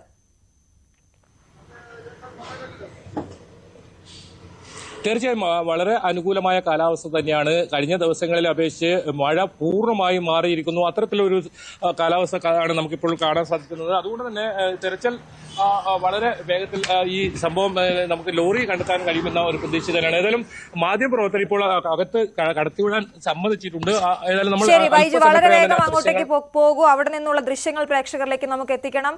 വളരെ സുരക്ഷിതമായി അങ്ങോട്ടേക്ക് പോകൂ. കാരണം മണ്ണിടിച്ചിൽ സാധ്യത പറഞ്ഞിട്ടുള്ള മേഖലയാണ്. അതുകൊണ്ട് തന്നെ ഇപ്പോൾ ഏറ്റവും പുതിയ വിവരം മാധ്യമപ്രവർത്തകരെ അങ്ങോട്ടേക്ക് കടത്തിവിടുന്നു എന്നുള്ളതാണ്. ബൈജു അല്പസമയത്തിനകം തന്നെ അവിടെ എത്തി പ്രേക്ഷകരുമായി ആ ദൃശ്യങ്ങൾ ഞങ്ങൾക്ക് പങ്കുവയ്ക്കാനാകുമെന്നാണ് പ്രതീക്ഷിക്കുന്നത്. ഇപ്പോൾ നമ്മൾ കാണുന്നത് ആ ദുരന്തം നടന്ന പ്രദേശത്തിന്റെ ആകാശ ദൃശ്യങ്ങളാണ്. അതിൽ നിന്ന് നമുക്ക് കൃത്യമായി മനസ്സിലാകുന്നുണ്ട് എത്രത്തോളം ആഴത്തിലാണ് ആ അപകടം. ആ അപകടത്തിന്റെ ആഴം നമുക്ക് വ്യക്തമാകുന്നുണ്ട്. മണ്ണ് ഒരു ഭാഗത്തെ മല പൂർണ്ണമായും ഇടിഞ്ഞ് റോഡിലേക്ക് പതിച്ചിരിക്കുന്നത് കാണാം. അതിന് മറുവശത്ത് ഒരു നദിയാണ്. അവിടേക്ക് കൂടി മണ്ണിടിഞ്ഞിരിക്കുന്നത് നമുക്ക് കാണാം. എന്തായാലും വലിയ ദുരന്തമാണ് ഉണ്ടായിരിക്കുന്നത്. അർജുൻ ജീവനോടെ തന്നെ പുറത്തേക്ക് അർജുനെ എത്തിക്കാൻ സാധിക്കുമെന്ന വലിയ പ്രതീക്ഷയോടെ ഇപ്പോഴും തെരച്ചിൽ തുടരുകയാണ്. അവിടെ അനുകൂലമായ സാഹചര്യങ്ങൾ. ഇപ്പോൾ ഏറ്റവും പ്രധാനം റഡാർ അവിടേക്ക് എത്തിയിരിക്കുന്നു. ഈ ട്രക്ക് കണ്ടെത്താൻ ഇതിലൂടെ സാധിക്കുമെന്നാണ് മനസ്സിലാക്കുന്നത്. ഏറ്റവും പുതിയ വാർത്ത അതാണ്. റഡാർ സംവിധാനം അവിടേക്ക് എത്തിച്ചിരിക്കുന്നു എന്നുള്ളതാണ്. അർജുനായി തെരച്ചിൽ തുടരുന്നു. ഏറ്റവും പ്രധാനപ്പെട്ട കാര്യം അനുകൂലമായ മറ്റൊരു സാഹചര്യം. കാലാവസ്ഥ ഇന്ന് മഴ മാറി നിൽക്കുന്നു. ഇപ്പോൾ തെളിഞ്ഞ അന്തരീക്ഷമാണ് അവിടെയുള്ളത് എന്നാണ്. വളരെ വേഗം ഈ വാർത്തയിലേക്ക് മടങ്ങിയെത്താം ഒരു ചെറിയ ഇടവേളയ്ക്ക് ശേഷം.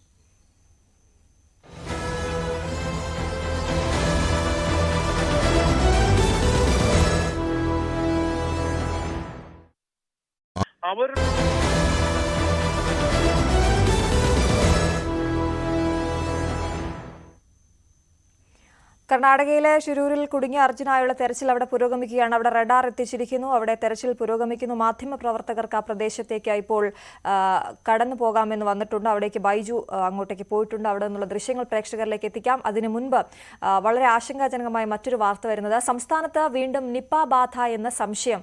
മലപ്പുറം സ്വദേശിയായ 15 വയസ്സുള്ള കുട്ടിയിലാണ് നിപ്പ സംശയിക്കുന്നത്. കോഴിക്കോട് സ്വകാര്യ ആശുപത്രിയിൽ ചികിത്സയിലാണ് കുട്ടി. പരിശോധനാ ഫലം നാളെ വന്നേക്കും എന്നാണ് അറിയുന്നത്. എന്തായാലും സ്ഥിരീകരിച്ചിട്ടില്ല, ഔദ്യോഗികമായി ഇത് സ്ഥിരീകരിച്ചിട്ടില്ലാത്ത വാർത്തയാണ്. കാരണം സ്ഥിരീകരിക്കണമെങ്കിൽ പൂനെ വൈറോളജി ഇൻസ്റ്റിറ്റ്യൂട്ടിൽ നിന്നുള്ള ഫലം പോസിറ്റീവായി വരണം. എങ്കിൽ മാത്രമേ അത് നിപ്പയാണ് എന്ന് സ്ഥിരീകരിക്കാൻ സാധിക്കുകയുള്ളൂ. എങ്കിലും നിപ്പയെ സംശയിക്കുകയാണ്.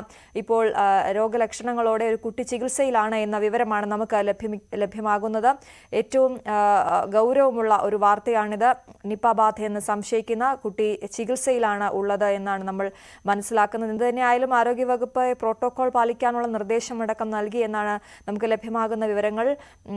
നിപ്പ ബാധ സംശയിക്കുന്ന ആ സ്ഥലത്ത് ജാഗ്രത പാലിക്കാൻ ആരോഗ്യമന്ത്രി വീണ ജോർജ് നിർദ്ദേശം നൽകിയിട്ടുണ്ട് എന്നാണ് നമുക്ക് മനസ്സിലാകുന്നത്.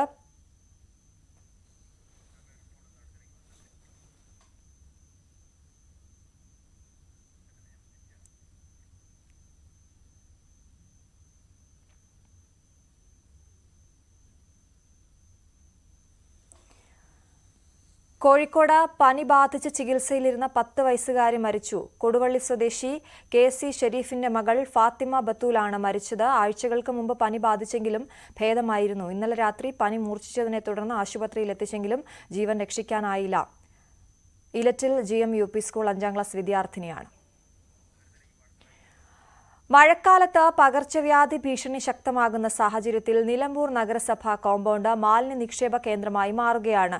നിലമ്പൂർ നഗരസഭ പരിസരത്താണ് ഹരിതകർമ്മസേന വീടുകളിൽ നിന്നും ശേഖരിക്കുന്ന മാലിന്യങ്ങൾ സൂക്ഷിക്കുന്നത്. മഴ ശക്തമായതോടെ മാലിന്യങ്ങൾ നിറച്ച പ്ലാസ്റ്റിക് ചാക്കുകൾ ഉൾപ്പെടെ നനഞ്ഞുകിടക്കുന്ന അവസ്ഥയാണ്. ഇതാണ് നഗരസഭാ കാര്യാലയത്തിന് മുൻപിലെ അവസ്ഥ. ഹരിതകർമ്മസേനയുടെ ഓഫീസിന് മുൻപിൽ മാലിന്യങ്ങൾ കുന്നുകൂടിക്കൊണ്ടിരിക്കുകയാണ്. മഴക്കാലത്ത് ഇതുണ്ടാക്കുന്ന ആശങ്ക ചെറുതല്ല. നിലമ്പൂരിനെ സംബന്ധിച്ച് ഈ മഴക്കാലാകുമ്പോഴത്തേന് ഇപ്പൊ മഴക്കാലം തൊട്ട് മുമ്പ് തന്നെ മഞ്ഞപ്പിത്ത രോഗം ഇവിടെ 2-3 ആൾ മരണപ്പെട്ടു. തൊട്ട പഞ്ചായത്തുകൾ ഇവിടെ മഞ്ഞപ്പിത്തം. അതുപോലെ തന്നെ ഇപ്പം പനി, മലമ്പനി, മറ്റുള്ള പനികൾ. ഇപ്പൊ ഏറ്റവും കൂടുതൽ പനിയുടെ കൂടെ തന്നെ മഞ്ഞപ്പിത്തം, മാറാരോഗങ്ങൾ പലതിലും വരുന്നതാണ്. ഒന്ന് ഇവിടുത്തെ ഈ മാലിന്യ പ്രശ്നം, ഇവിടെ മാലിന്യങ്ങൾ കാര്യങ്ങളൊക്കെ, അതേമാതിരി തന്നെ ഇവിടുത്തെ ശുചിത്വം, ആരോഗ്യരംഗത്തും വേണ്ടത്ര അങ്ങോട്ട് മുനിസിപ്പാലിറ്റി മറ്റുള്ള കാര്യങ്ങളോ ശ്രദ്ധിക്കുന്നില്ല. നഗരസഭയ്ക്ക് സ്വന്തമായി മാലിന്യ സംസ്കരണ കേന്ദ്രമില്ല. വേർതിരിക്കുന്ന അജൈവ മാലിന്യങ്ങൾ മറ്റൊരു ഏജൻസിയാണ് കൊണ്ടുപോകുന്നത്. മഴ കാരണം ഇവ കൊണ്ടുപോകാൻ വൈകിയതുകൊണ്ടാണ് പ്രശ്നമെന്ന് പറയുന്ന നഗരസഭാ ചെയർമാൻ ആരോഗ്യമേഖലയ്ക്ക് ആശങ്കയുണ്ടാക്കുന്ന സാഹചര്യമില്ലെന്നും വിശദീകരിക്കുന്നു. മുനിസിപ്പാലിറ്റിയിൽ ഈ മഞ്ഞപ്പിത്തവുമായിട്ട് ബന്ധപ്പെട്ടും മറ്റുള്ളതൊക്കെ ബന്ധപ്പെട്ടിട്ടൊക്കെ തന്നെ റോഡിന്റെ തോടുകളുടെ നവീകരണമായാലും അതുപോലെ തന്നെ മറ്റുള്ള ഓടകളുടെ നവീകരണമായാലും അതൊക്കെ ഓരോ വർഷവും അതിന്റെ രീതിയിൽ നടന്നതുകൊണ്ടാണ് മുനിസിപ്പാലിറ്റി അത്തരത്തിലുള്ള ഒന്നും റിപ്പോർട്ട് ചെയ്യാത്തത്. കാരണം മഞ്ഞപ്പിത്തം നിലമ്പൂരിൽ നിന്നുള്ള നിലമ്പൂരിലല്ലാതെ അത് മമ്പാട് പഞ്ചായത്താണ്. നിലമ്പൂർ നഗരസഭയ്ക്ക് മുതുകാട് സ്വന്തമായി 2 ഏക്കർ സ്ഥലമുണ്ടെങ്കിലും അവിടെ മാലിന്യം നിക്ഷേപിക്കുന്നതിന് നടപടി സ്വീകരിക്കാതെ നഗരസഭയിലെ വീടുകളിൽ നിന്ന് ശേഖരിക്കുന്ന മുഴുവൻ മാലിന്യങ്ങളും നഗരസഭാ കോമ്പൗണ്ടിൽ നിക്ഷേപിക്കുകയാണ് ഇപ്പോൾ. സ്വന്തമായി മാലിന്യ സംസ്കരണ കേന്ദ്രം എന്നത് ഇപ്പോഴും പൂർത്തിയാകാത്ത തെരഞ്ഞെടുപ്പ് വാഗ്ദാനമാണ് നിലമ്പൂരുകാർക്ക്. ന്യൂസ് 18 മലപ്പുറം. സംസ്ഥാനത്ത് മഴയുടെ തീവ്രത കുറയുന്നു. എന്നാൽ പലയിടത്തും വെള്ളക്കെട്ടും മഴ ദുരിതവും രൂക്ഷമാണിപ്പോഴും. വയനാട്ടിലെ മുഴുവൻ വിദ്യാഭ്യാസ സ്ഥാപനങ്ങൾക്കും ഇന്ന് അവധിയാണ്. കഴിഞ്ഞ ഒരാഴ്ചക്കിടെ ഏറ്റവും കൂടുതൽ മഴ ലഭിച്ചത് കക്കയത്താണ്. 984 മില്ലിമീറ്റർ മഴയാണ് കക്കയത്ത് ലഭിച്ചത്.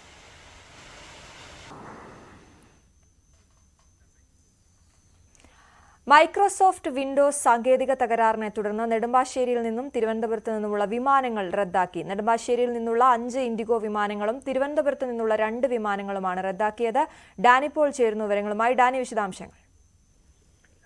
കഴിഞ്ഞ ദിവസങ്ങളിലായി തുടരുന്ന തകരാറുകൾ അതിന്റെ ഒരു തുടർച്ച തന്നെയാണ് ഇന്ന് ഉണ്ടായിരിക്കുന്നത്. ഇൻഡിഗോയുടെ വിമാന സർവീസുകളെയാണ് ഇന്ന് ഇത് ബാധിച്ചിട്ടുള്ളത്. ഇൻഡിഗോയുടെ 5 സർവീസുകളാണ് ഇന്ന് റദ്ദ് ചെയ്തിട്ടുള്ളത്. മുംബൈയിലേക്കുള്ള 2 സർവീസുകളും നെടുമ്പാശ്ശേരിയിൽ നിന്നുള്ള 5 സർവീസുകളാണ് റദ്ദ് ചെയ്തിട്ടുള്ളത്. അത് മുംബൈയിലേക്കുള്ള 2 സർവീസുകളും ഒപ്പം തന്നെ ഭുവനേശ്വറിലേക്കുള്ള സർവീസുകളുമാണ് ഇത് ബാധിച്ചിട്ടുള്ളത്. അങ്ങനെ 5 സർവീസുകൾ ഇന്ന് റദ്ദ് ചെയ്തിട്ടുണ്ട്. കഴിഞ്ഞ ദിവസങ്ങളിലുണ്ടായ ഇതിന്റെ തുടർച്ച തന്നെയാണ്, സാങ്കേതിക പ്രശ്നങ്ങൾ സംബന്ധിച്ചുള്ള തുടർച്ച തന്നെയാണ് ഇന്നും നേരിട്ടിട്ടുള്ളത്.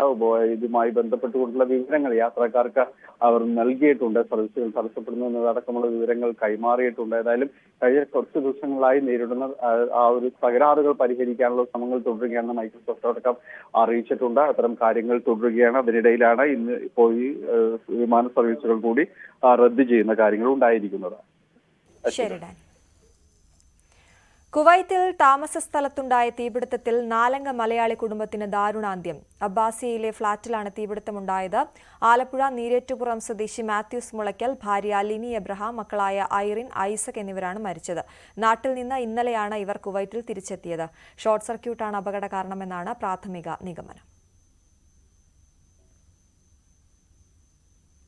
കാട്ടാക്കടയിൽ 45-കാരിയെ കൊലപ്പെടുത്തി യുവാവ് ആത്മഹത്യ ചെയ്തതായി പ്രാഥമിക നിഗമനം. കാട്ടാക്കട കുരുതംകോട് പാലക്കലിൽ ഞാറവിള വീട്ടിൽ വെള്ളിയാഴ്ച രാത്രിയോടെയാണ് പോലീസ് 2 പേരെ മരിച്ച നിലയിൽ കണ്ടെത്തിയത്. വീട്ടിലെ താമസക്കാരനായ പ്രമോദ്, ഇയാളുടെ പെൺസുഹൃത്ത് റീജ എന്നിവരെയാണ് മരിച്ച നിലയിൽ കണ്ടെത്തിയത്. വീട്ടിലെ മുറിയിൽ കട്ടിലിൽ കഴുത്തിൽ മുറിവേറ്റ നിലയിലും പ്രമോദിനെ തൂങ്ങി മരിച്ച നിലയിലുമാണ് കണ്ടെത്തിയത്. ഇടവേള.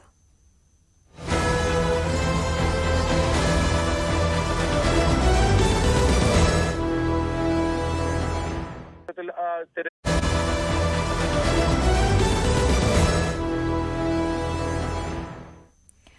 പിണറായി സർക്കാരിന്റെ അവസാന 2 വർഷത്തെ പ്രവർത്തനത്തിനുള്ള മാർഗരേഖ തയ്യാറാക്കി CPM സംസ്ഥാന സെക്രട്ടേറിയറ്റ്. 2 വർഷത്തേക്കുള്ള സർക്കാരിന്റെ മുൻഗണനാ പദ്ധതികളാണ് മാർഗരേഖയിലുള്ളത്. ഞായറും തിങ്കളുമായി ചേരുന്ന സംസ്ഥാന സമിതി യോഗം മാർഗരേഖയ്ക്ക് അന്തിമ രൂപം നൽകും. സർക്കാരിനൊപ്പം പാർട്ടിയുടെയും ഭാവി മുന്നിൽ കണ്ടുള്ള നിർദ്ദേശങ്ങളാകും മാർഗരേഖയിൽ ഉണ്ടാവുക. കോൺഗ്രസിനെ വിമർശിച്ച് മറിയാമ്മ ഉമ്മൻ. സോളാർ വിവാദ സമയത്ത് ആരും കൂടെ ഉണ്ടായിരുന്നില്ല എന്ന് ഉമ്മൻചാണ്ടിയുടെ ഭാര്യ പറഞ്ഞു. VD സതീശൻ, MM ഹസൻ, ശശി തരൂർ എന്നിവരെ വേദിയിലിരുത്തിയായിരുന്നു കണ്ണീരോടെയുള്ള വിമർശനം. സോളാർ ഹൃദയത്തിൽ ഞങ്ങളുടെ കുടുംബത്തെ തകർത്തൊരു വിഷയമാണ്. ഒരു അക്ഷരം പോലും മിണ്ടിയിട്ടില്ല. നിന്ന് എൻ്റെ ഹൃദയത്തെ തകർത്തു. ഞാൻ ഏറ്റവും വിഷാദിച്ചിരിക്കുന്നു. വല്ലവനും സഹതാപം തോന്നുന്നു നോക്കിക്കൊണ്ട് ആരെയും കണ്ടില്ല. ആരെങ്കിലും ആശ്വസിപ്പിക്കാൻ നോക്കിക്കൊണ്ടിരുന്നു, ആരും വന്നില്ല താനും. ഞാൻ ഉമ്മൻചാണ്ടിയോട് ചോദിച്ചൊരു ചോദ്യമാണ്. അത് ഇന്ന് തെറ്റായി പോയി, അദ്ദേഹത്തിന് വിഷമായി പോയി എന്നെനിക്ക് തോന്നുന്നുണ്ട്. ഞാൻ ചോദിച്ചു, കുഞ്ഞിന് ഒത്തിരി വ്യക്തിബന്ധങ്ങളുണ്ടല്ലോ എല്ലാ മേഖലയിലും. ആരും കുഞ്ഞിനെ ഒന്നും സപ്പോർട്ട് ചെയ്യാൻ വന്നില്ലല്ലോ. ഇന്നെനിക്ക് ഒരുപാട് ദൈവത്തെ പോലെ ഉമ്മൻചാണ്ടിയെ കാണുന്നു, അതുപോലെ എന്നെയും കാണുന്നു. ഒരുപാട് പേര് മുത്തം തരുന്നു, സ്നേഹിക്കുന്നു. അത് വലിയ ആ പ്രാവും എനിക്ക് ഒത്തിരി ഊർജ്ജം തരുന്നു. പക്ഷേ ഞങ്ങൾ അനുഭവിച്ചൊരു അനുഭവിപ്പേര് VD സതീശനോട് എനിക്കൊരു അഭ്യർത്ഥനയുണ്ട്. CBI എൻക്വയറി ഇതിനകത്ത് ഗൂഢാലോചനയാണെന്ന് പറഞ്ഞത് അന്വേഷിക്കണം തന്നെയാണ് എൻ്റെ അഭിപ്രായം. അത് നിങ്ങൾ ചെയ്യണം. ആരെയും കുറ്റപ്പെടുത്താൻ ഞാൻ ഒരു ക്രിസ്തീയ വിശ്വാസിയാണ്. ആർക്കെങ്കിലും ദോഷം ചെയ്യണമെന്നോ ആരെങ്കിലും എവിടെയെങ്കിലും ഒരു ദോഷം ചെയ്യണം ഞാൻ ആഗ്രഹിക്കുന്നില്ല. പക്ഷേ സത്യം നിങ്ങളെ സ്വതന്ത്രമാക്കുന്നു അതിനെ എന്നെ പഠിപ്പിക്കുന്നുണ്ട്.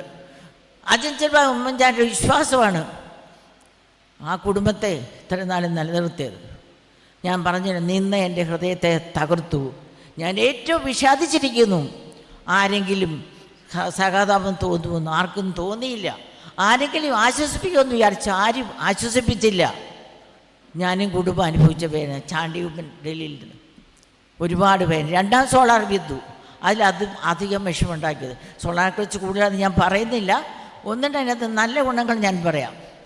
ഉമ്മൻചാണ്ടി ആര് വന്നോട്ടെ എൻക്വയറി കമ്മീഷൻ അത് ഉമ്മൻചാണ്ടി തയ്യാറായിരുന്നു. ആര് വന്നാലും സത്യം നിങ്ങളെ സ്വതന്ത്രമാക്കും, സത്യം നിങ്ങളെ സ്വതന്ത്രമാക്കും. അത് ഞാൻ സുവിശേഷം പ്രസംഗിക്കുന്നതല്ല, സുവിശേഷത്തെ കൂടെ അനുഭവിച്ച ഒരു ക്രിസ്തീയ സത്യമാണ്.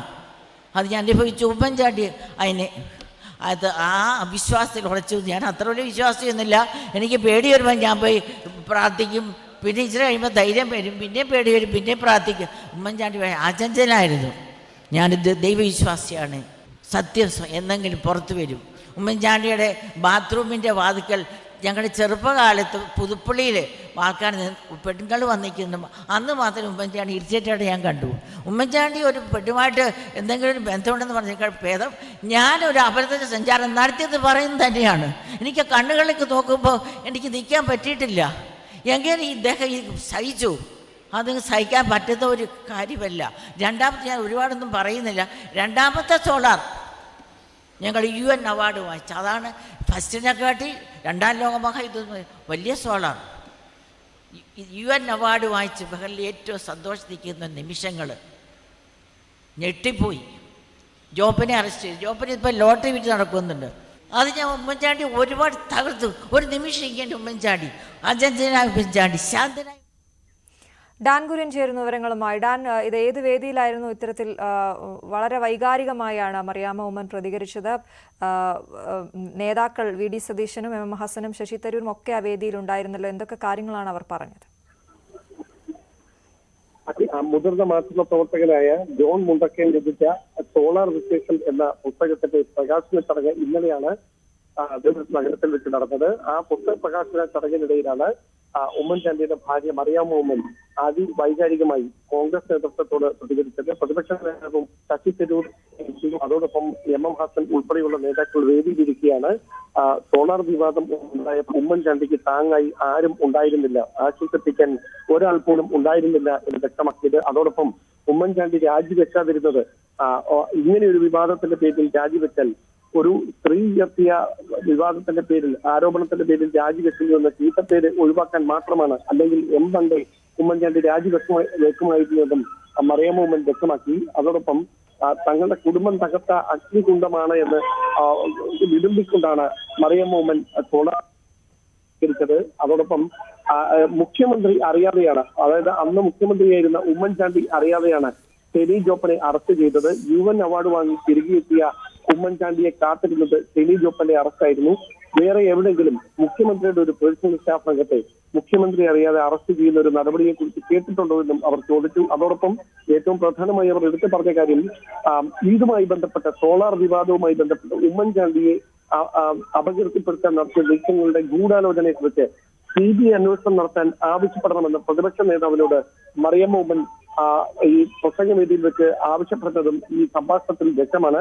അതിനിടയിൽ ചാണ്ടി ഉമ്മൻ MLA ഇടപെട്ട് അമ്മയോട് പ്രസംഗം നിർത്താൻ കൈകൊണ്ട് ആംഗ്യം കാണിച്ചു. പക്ഷേ അവർ തുടരുകയായിരുന്നു. പിന്നീട് ജോൺ മുണ്ടക്കയം അടക്കം എഴുന്നേറ്റ് അവർക്കരികിലേക്ക് വന്നതിന് ശേഷമാണ് ഈ വൈകാരികമായ പ്രതികരണങ്ങൾ അവസാനിപ്പിക്കാൻ മറിയം മൂമൻ തയ്യാറായത്. ഏതായാലും കോൺഗ്രസ് ക്യാമ്പുകളിൽ സജീവമായി ചർച്ചയായി മാറിയിരിക്കുകയാണ് ഉമ്മൻചാണ്ടിയുടെ ഭാര്യ അതിവൈകാരികമായി സോളാർ വിവാദവുമായി ബന്ധപ്പെട്ട് ഇന്നലെ നടത്തിയ പ്രസംഗം. ശരി ഡാൻ, എന്തായാലും വിവാദ സമയത്ത് ആരും ഒപ്പം ഉണ്ടായിരുന്നില്ല എന്ന മറിയാമ്മ ഉമ്മന്റെ വാക്കുകളാണ് നമ്മൾ കേട്ടത്. ഡാൻ കുര്യനാണ് വിശദാംശങ്ങൾ നൽകിയത്. BJP സംഘടനാ സെക്രട്ടറി സ്ഥാനത്ത് നിന്ന് മാറ്റിയ കെ സുഭാഷിന് പകരം പുതിയ സംഘടനാ സെക്രട്ടറിയെ RSS നൽകുമോ എന്ന കാര്യത്തിൽ വ്യക്തതയില്ല. BJP RSS അകൽച്ചയുടെ ഭാഗമായാണ് സംഘടനാ സെക്രട്ടറിയെ പിൻവലിച്ചതെന്നാണ് വിലയിരുത്തൽ. VV വിനോദ് ചേരുന്നു. വിനോദ്, വിശദാംശങ്ങൾ. കഴിഞ്ഞ ദിവസമാണ് കെ സുഭാഷിനെ പിൻവലിച്ചുകൊണ്ടുള്ള RSSന്റെ തീരുമാനം ഉണ്ടായത്. ഉത്തര കേരളത്തിന്റെ സഹപ്രാന്ത പ്രചാരകയാണ് പുതിയ നിയമനം, അതായത് RSSന്റെ തന്നെ ചുമതല നൽകിക്കൊണ്ടുള്ള നിയമനമാണ് ഇപ്പോൾ നൽകിയിട്ടുള്ളത്. അതേസമയം സംഘടനാ ജനറൽ സെക്രട്ടറിയെ പുതുതായി BJPയിലേക്ക് നൽകിയിട്ടുമില്ല. സാധാരണ നിലയിൽ ദേശീയ നേതൃത്വം BJP ദേശീയ നേതൃത്വം ആവശ്യപ്പെടുന്നതനുസരിച്ച് RSSന്റെ തന്നെ ദേശീയ നേതൃത്വമാണ് ഇങ്ങനെ സംഘടനാ ജനറൽ സെക്രട്ടറിമാരെ അതത് സംസ്ഥാനങ്ങളിലെ പാർട്ടി ഘടകങ്ങളിലേക്ക് നൽകുന്നത്. നേരത്തെ തന്നെ BJP RSS അകൽച്ച അത് ഉണ്ടായിരുന്നു. തിരഞ്ഞെടുപ്പിന് മുൻപ് JP നദ്ദ നടത്തിയ ഒരു പരാമർശം അത് വലിയ വിവാദമായി. മാത്രമല്ല RSSന്റെ സഹകരണം, പരിപൂർണമായ സഹകരണം തിരഞ്ഞെടുപ്പിൽ ഉണ്ടായില്ല എന്ന വിലയിരുത്തലും തുടർന്ന് വന്നു. 400 സീറ്റ് എന്നതായിരുന്നു പ്രധാനമന്ത്രിയുടെ പ്രതീക്ഷയും അദ്ദേഹം എല്ലാ വേദികളിലും അദ്ദേഹത്തിന്റെ പ്രഖ്യാപനമായി നടത്തിയതും. പക്ഷേ അങ്ങനെ ഒരു സംഖ്യയിലേക്ക് എത്താൻ കഴിഞ്ഞില്ല എന്നത് മാത്രമല്ല ഇന്ത്യ മുന്നണി കാര്യമായ മുന്നേറ്റം ഉണ്ടാക്കുകയും ചെയ്തു. ഇത് BJP ഒന്ന് തണുത്തു നിന്നത് കൊണ്ടാണ് ഇത്തരത്തിൽ സംഭവിച്ചത്. RSS അല്പം ഒന്ന് മാറി നിന്നത് കൊണ്ടാണ് ഇങ്ങനെ സംഭവിച്ചതെന്ന രാഷ്ട്രീയമായ വിലയിരുത്തലുണ്ട്. JP നദ്ദയുടെ പരാമർശം ഇങ്ങനെയായിരുന്നു: RSSന്റെ പ്രവർത്തനം ഇല്ലെങ്കിൽ കൂടിയും BJP തിരഞ്ഞെടുപ്പിനെ നേരിടാൻ സജ്ജമാണ്. സംഘടനാ സംവിധാനത്തിൽ BJP അത്രമാത്രം വളർച്ച കൈവരിച്ചു എന്ന നിലയ്ക്കായിരുന്നു നദ്ദയുടെ ഒരു പ്രതികരണം. ഇത് RSSന്റെ ചുടിപ്പിച്ചു എന്നത് വ്യക്തമാണ്. പിന്നാലെ മോഹൻ ഭാഗവത് തന്നെ നേതാക്കൾക്ക് ദാർഷ്ട്യം പാടില്ല എന്ന ഒരു പരാമർശവുമായി രംഗത്ത് വരികയും ചെയ്തു. എന്നിരുന്നാലും സുഭാഷിനെ മാറ്റുമ്പോൾ പുതിയ ഒരു സംഘടനാ ജനറൽ സെക്രട്ടറിയെ BJPയിലേക്ക് RSS നൽകുന്ന കാര്യം ഇതുവരെ ആലോചിച്ചിട്ടില്ല എന്നാണ് മനസ്സിലാക്കാൻ കഴിയുന്നത്. അശ്വിനി. ശരി വിനോദ്. മംഗലാപുരം ഡിവിഷൻ ആരംഭിക്കാനുള്ള റെയിൽവേ നീക്കത്തിനെതിരെ കോൺഗ്രസ് പ്രതിഷേധത്തിനൊരുങ്ങുകയാണ്. റെയിൽവേ മന്ത്രാലയത്തിന്റെ നടപടിക്കെതിരെ കേരളത്തിൽ നിന്നുള്ള MPമാർ പ്രതിഷേധം അറിയിക്കും. മംഗലാപുരം റെയിൽവേ ഡിവിഷൻ ആരംഭിക്കുന്നത് കേരളത്തിന് തിരിച്ചടിയാകുമെന്നാണ് വിലയിരുത്തൽ. പാലക്കാട് ഡിവിഷന്റെ ഒരു ഭാഗം മംഗലാപുരം ഡിവിഷനിലാകും. വരുമാനം കുത്തനെ കുറയുന്നതോടെ പാലക്കാട് ഡിവിഷൻ നിർത്തലാക്കുന്നതിലേക്കാവും കാര്യങ്ങൾ പോകുക. അതുകൊണ്ടുതന്നെ പാലക്കാട് ഡിവിഷന്റെ തകർച്ചയ്ക്ക് കാരണമാകുന്ന മംഗലാപുരം ഡിവിഷൻ രൂപീകരണം അവസാനിപ്പിക്കണമെന്നാണ് കോൺഗ്രസ് ആവശ്യപ്പെടുന്നത്. കേരളത്തിൽ നിന്നുള്ള UDF MPമാർ റെയിൽവേ മന്ത്രാലയത്തെ പ്രതിഷേധം അറിയിക്കും. മംഗലാപുരം ആസ്ഥാനമായിട്ട് ഡിവിഷൻ, കൊങ്കൺ റെയിൽവേ, മൈസൂർ, അതുപോലെ പാലക്കാട് ഡിവിഷന്റെ ഒരു ഭാഗം, ഇതെല്ലാം കൂടെ ചേർത്ത് പുതിയൊരു ഡിവിഷന്റെ പ്രപ്പോസൽ എങ്ങനെയിരിക്കും എന്ന് 2 ആഴ്ചക്കുള്ളിൽ പറയണമെന്ന്. ഇപ്പോൾ 2 രാജ്യങ്ങൾ തമ്മിൽ യുദ്ധം നടക്കുന്ന പ്രതീതിയിലാണ്. ഇമ്മീഡിയറ്റ് ആയിട്ട് ഒരു നടപടി വേണമെന്ന് ആവശ്യപ്പെടുന്നത്. അത് ഒരിക്കലും പാലക്കാട് ഡിവിഷനിലെ ജനപ്രതിനിധികളായിട്ട് ഒരു ആലോചന പോലും നടത്തിയിട്ടില്ല. അതിനേക്കാൾ ഉപരി ഒരു ഫെഡറൽ സംവിധാനം രാജ്യത്ത് നിലനിൽക്കുകയാണ്. കേന്ദ്ര ഗവൺമെൻറ് ആണെങ്കിലും സംസ്ഥാന ഗവൺമെൻറ് ആണെങ്കിലും ഇത്തരത്തിലുള്ള നീക്കങ്ങളൊക്കെ ആലോചിച്ച് ചർച്ച ചെയ്ത് നടപ്പിലാക്കുകയാണ് സാധാരണ പതിവ്. ഒരു ആലോചനയും സംസ്ഥാന സർക്കാരുമായി നടത്തിയിട്ടില്ല എന്നാണ് എൻ്റെ അറിവ്. പാലക്കാട്, തിരുവനന്തപുരം ഡിവിഷനുകളാണ് നിലവിൽ കേരളത്തിലുള്ളത്. റെയിൽവേ സോൺ വേണമെന്ന കേരളത്തിന്റെ ആവശ്യവും ഇതുവരെയും കേന്ദ്രം പരിഗണിച്ചിട്ടില്ല. ന്യൂസ് 18 പാലക്കാട്. മലപ്പുറം മുണ്ടേരിയിൽ ഉൾവനത്തിലെ ആദിവാസികൾക്ക് റേഷൻ സാധനങ്ങൾ എത്തിച്ച പഞ്ചായത്ത് അധികൃതർ. അഗ്നിരക്ഷാസേനയുടെ സഹായത്തോടെയാണ് പോത്തുകൽ പഞ്ചായത്തും ITDPയും റേഷൻ സാധനങ്ങൾ എത്തിച്ചത്. പുഴയിൽ ജലനിരപ്പ് ഉയർന്നതിനെ തുടർന്ന് ചാലിയാറിനക്കരെയുള്ള വനത്തിൽ ആദിവാസി കുടുംബങ്ങൾ ഒറ്റപ്പെട്ടിരുന്നു. ശക്തമായ മഴയെ തുടർന്ന് പുഴയിൽ ചങ്ങാടമിറക്കാൻ കഴിയാത്ത അവസ്ഥയാണ്.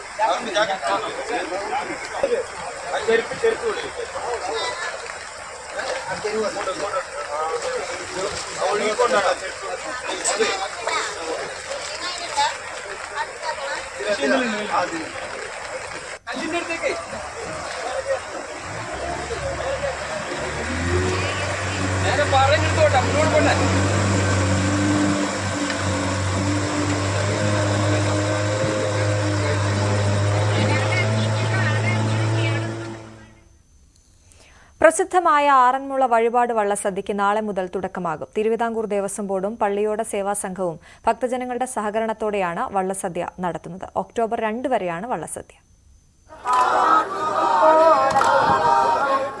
അഭീഷ്ടകാര്യസിദ്ധിക്കാണ് പ്രധാനമായും ഭക്തർ ആറന്മുള പാർത്ഥസാരഥിക്ക് വഴിപാടായി വള്ളസദ്യ സമർപ്പിക്കുന്നത്. 44 വിഭവങ്ങൾക്ക് പുറമെ ഭക്തർ പാട്ടുപാടി ചോദിക്കുന്ന 25 വിഭവങ്ങൾ കൂടി വഴിപാടുകാരൻ വിളമ്പി നൽകും. ദിവസവും 15 വള്ളസദ്യകളാണ് നടക്കുക. ക്ഷേത്രത്തിനകത്തും പുറത്തുമായാണ് വള്ളസദ്യ നടക്കുന്നത്. നാളെ മുതൽ ആരംഭിക്കുന്ന വള്ളസദ്യയ്ക്കുള്ള ക്രമീകരണങ്ങൾ പൂർത്തിയായതായി പള്ളിയോട സേവാ സംഘം ഭാരവാഹികൾ പറഞ്ഞു. ദിവസേന 15 വള്ളസദ്യകൾ വരെ നടത്തുന്നതിനുള്ള ക്രമീകരണങ്ങളാണ് ചെയ്തിരിക്കുന്നത്. തിരുവിതാംകൂർ ദേവസ്വം ബോർഡും ഭക്തജനങ്ങളും പള്ളിയോട സേവാ സംഘവും സംയുക്തമായി ചേർന്നാണ് ഈ വള്ളസദ്യകൾ സംഘടിപ്പിക്കുന്നത്. ഇതിനായി പ്രത്യേകമായ ഒരു കമ്മിറ്റിയും ഉണ്ടാക്കിയിട്ടുണ്ട്. 400ഓളം വള്ളസദ്യകളാണ് ഇതുവരെ ബുക്ക് ചെയ്തിട്ടുള്ളത്. സ്വദേശത്തും വിദേശത്തും നിന്നുള്ള നിരവധി ഭക്തരാണ് വള്ളസദ്യകൾ ബുക്ക് ചെയ്തിട്ടുള്ളത്. തിരുവിതാംകൂർ ദേവസ്വം ബോർഡും പള്ളിയോട സേവാ സംഘം ഭാരവാഹികളും ഭക്തജനങ്ങളുടെ സഹകരണത്തോടെയാണ് വള്ളസദ്യ നടത്തുന്നത്. ന്യൂസ് 18 പത്തനംതിട്ട. സംഗീത ലോകത്ത് തിളങ്ങാൻ തൃത്താല വോം ബീറ്റ്സ് ആർമിയും ബ്ലോക്ക് പഞ്ചായത്തിന്റെ നേതൃത്വത്തിലാണ് വനിതാ മ്യൂസിക് ബാൻഡിന് തുടക്കമായത്. സിനിമാ താരം നഞ്ചിയമ്മ ഉദ്ഘാടനം ചെയ്തു. സംസ്ഥാനത്ത് തന്നെ ആദ്യമായാണ് ഒരു ബ്ലോക്ക് പഞ്ചായത്ത് മ്യൂസിക് ബാൻഡിന് രൂപം നൽകുന്നത്. സംഗീത സാംസ്കാരിക ലോകത്ത് അർഹരായ വനിതകൾക്ക് ഇടമൊരുക്കുക എന്ന ഉദ്ദേശത്തോടെയാണ് തൃത്താല ബ്ലോക്ക് പഞ്ചായത്തിന്റെ നേതൃത്വത്തിൽ വോം ബീറ്റ്സ് ആർമി എന്ന പേരിൽ വനിതാ മ്യൂസിക് ബാൻഡ് ആരംഭിച്ചത്. 5 ലക്ഷം രൂപയാണ് ചെലവ്. സംസ്ഥാനത്ത് തന്നെ ആദ്യമായാണ് ഒരു ബ്ലോക്ക് പഞ്ചായത്തിന്റെ വാർഷിക പദ്ധതിയിൽ ഉൾപ്പെടുത്തി ഒരു മ്യൂസിക് ബാൻഡിന് രൂപം നൽകുന്നത്. ഗായികയും ദേശീയ അവാർഡ് ജേതാവുമായ നഞ്ചിയമ്മ ഉദ്ഘാടനം ചെയ്തു.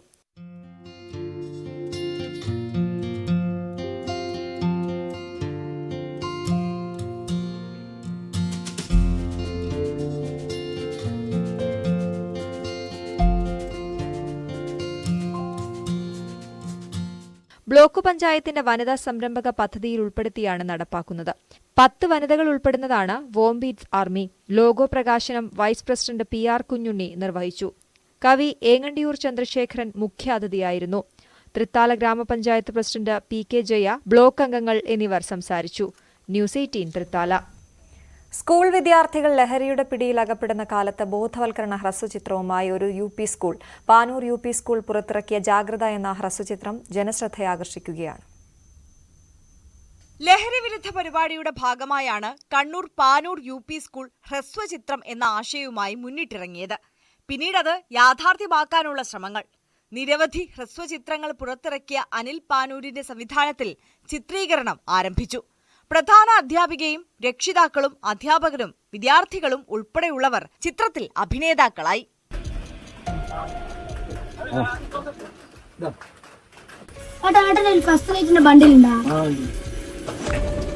ഇതുപോലെ പല കുട്ടികളും ഓരോ ട്രാപ്പിൽ പെട്ടിട്ടുണ്ട്. ലഹരി മാഫിയയുടെ പിടിയിൽ അകപ്പെട്ടു പോകുന്ന കുട്ടിയും അതിനെതിരെ ജാഗ്രത പുലർത്തണമെന്ന സന്ദേശവുമാണ് ചിത്രത്തിന്റെ പ്രമേയം. നമ്മൾ ജാഗ്രത എന്ന് പറയുന്ന ഈ ഒരു ഷോർട്ട് ഫിലിം ചെയ്യാൻ കാരണം നമുക്കറിയാം, ഇന്ന് കേരളത്തിലെ സോഷ്യൽ മീഡിയയിലൊക്കെ നമ്മൾ അറിയാൻ പറ്റുന്നൊരു കാര്യം എന്താണെന്ന് വെച്ചാൽ, കേരളം ഇന്ന് വല്ലാത്തൊരു ലഹരിയുടെ ഒരു നീരാളിപ്പിടുത്തത്തിൽ അകപ്പെട്ടിരിക്കുകയാണ്. അപ്പോൾ അതിൽ തീർച്ചയായും ചെറിയ കുട്ടികൾ, അതായത് സ്കൂളുകളിലെയും കോളേജുകളിലെയും കുട്ടികളാണ് ഈ ഒരു കാര്യത്തിൽ അറിയാതെ അകപ്പെട്ടു പോയിരിക്കുന്നത്. അവരെ നമ്മൾ ഇതിൽ നിന്ന് എങ്ങനെയെങ്കിലും കരകയറ്റണം, അല്ലെങ്കിൽ അവർക്ക് വേണ്ടൊരു ബോധവൽക്കരണം ഏതെങ്കിലും വിധത്തിൽ നൽകണം എന്നുള്ള ഉദ്ദേശത്തോടു കൂടിയാണ് നമ്മൾ ഈ ഷോർട്ട് ഫിലിം ചെയ്തിരിക്കുന്നത്. പൂർണ്ണമായും ഐഫോണിലാണ് ചിത്രീകരണവും എഡിറ്റിംഗും നടത്തിയിരിക്കുന്നത്.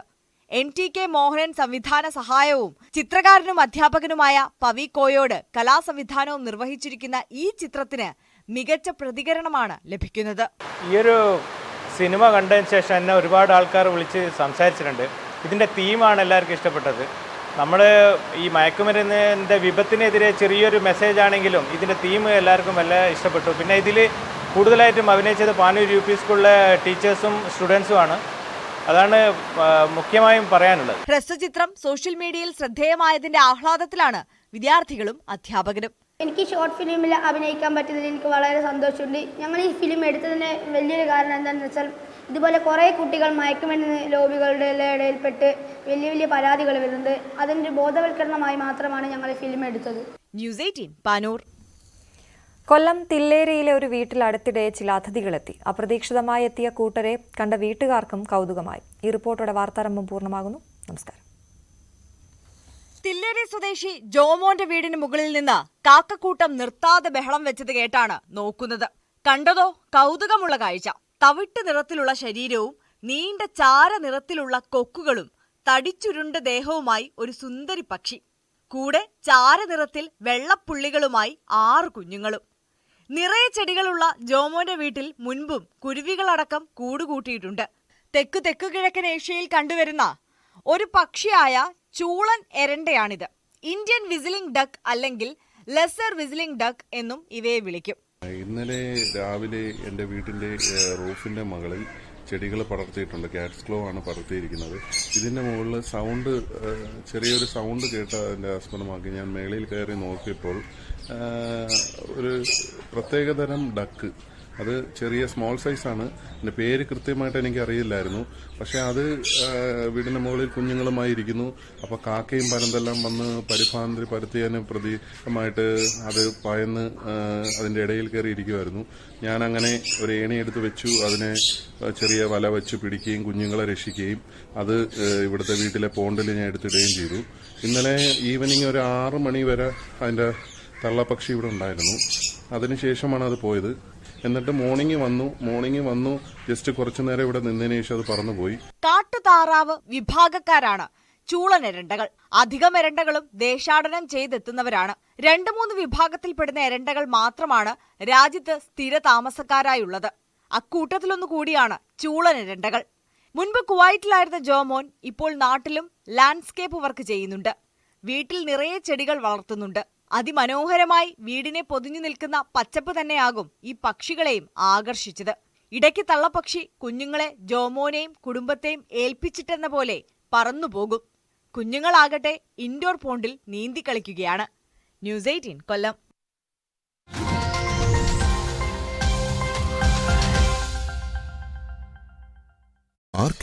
ഞങ്ങൾ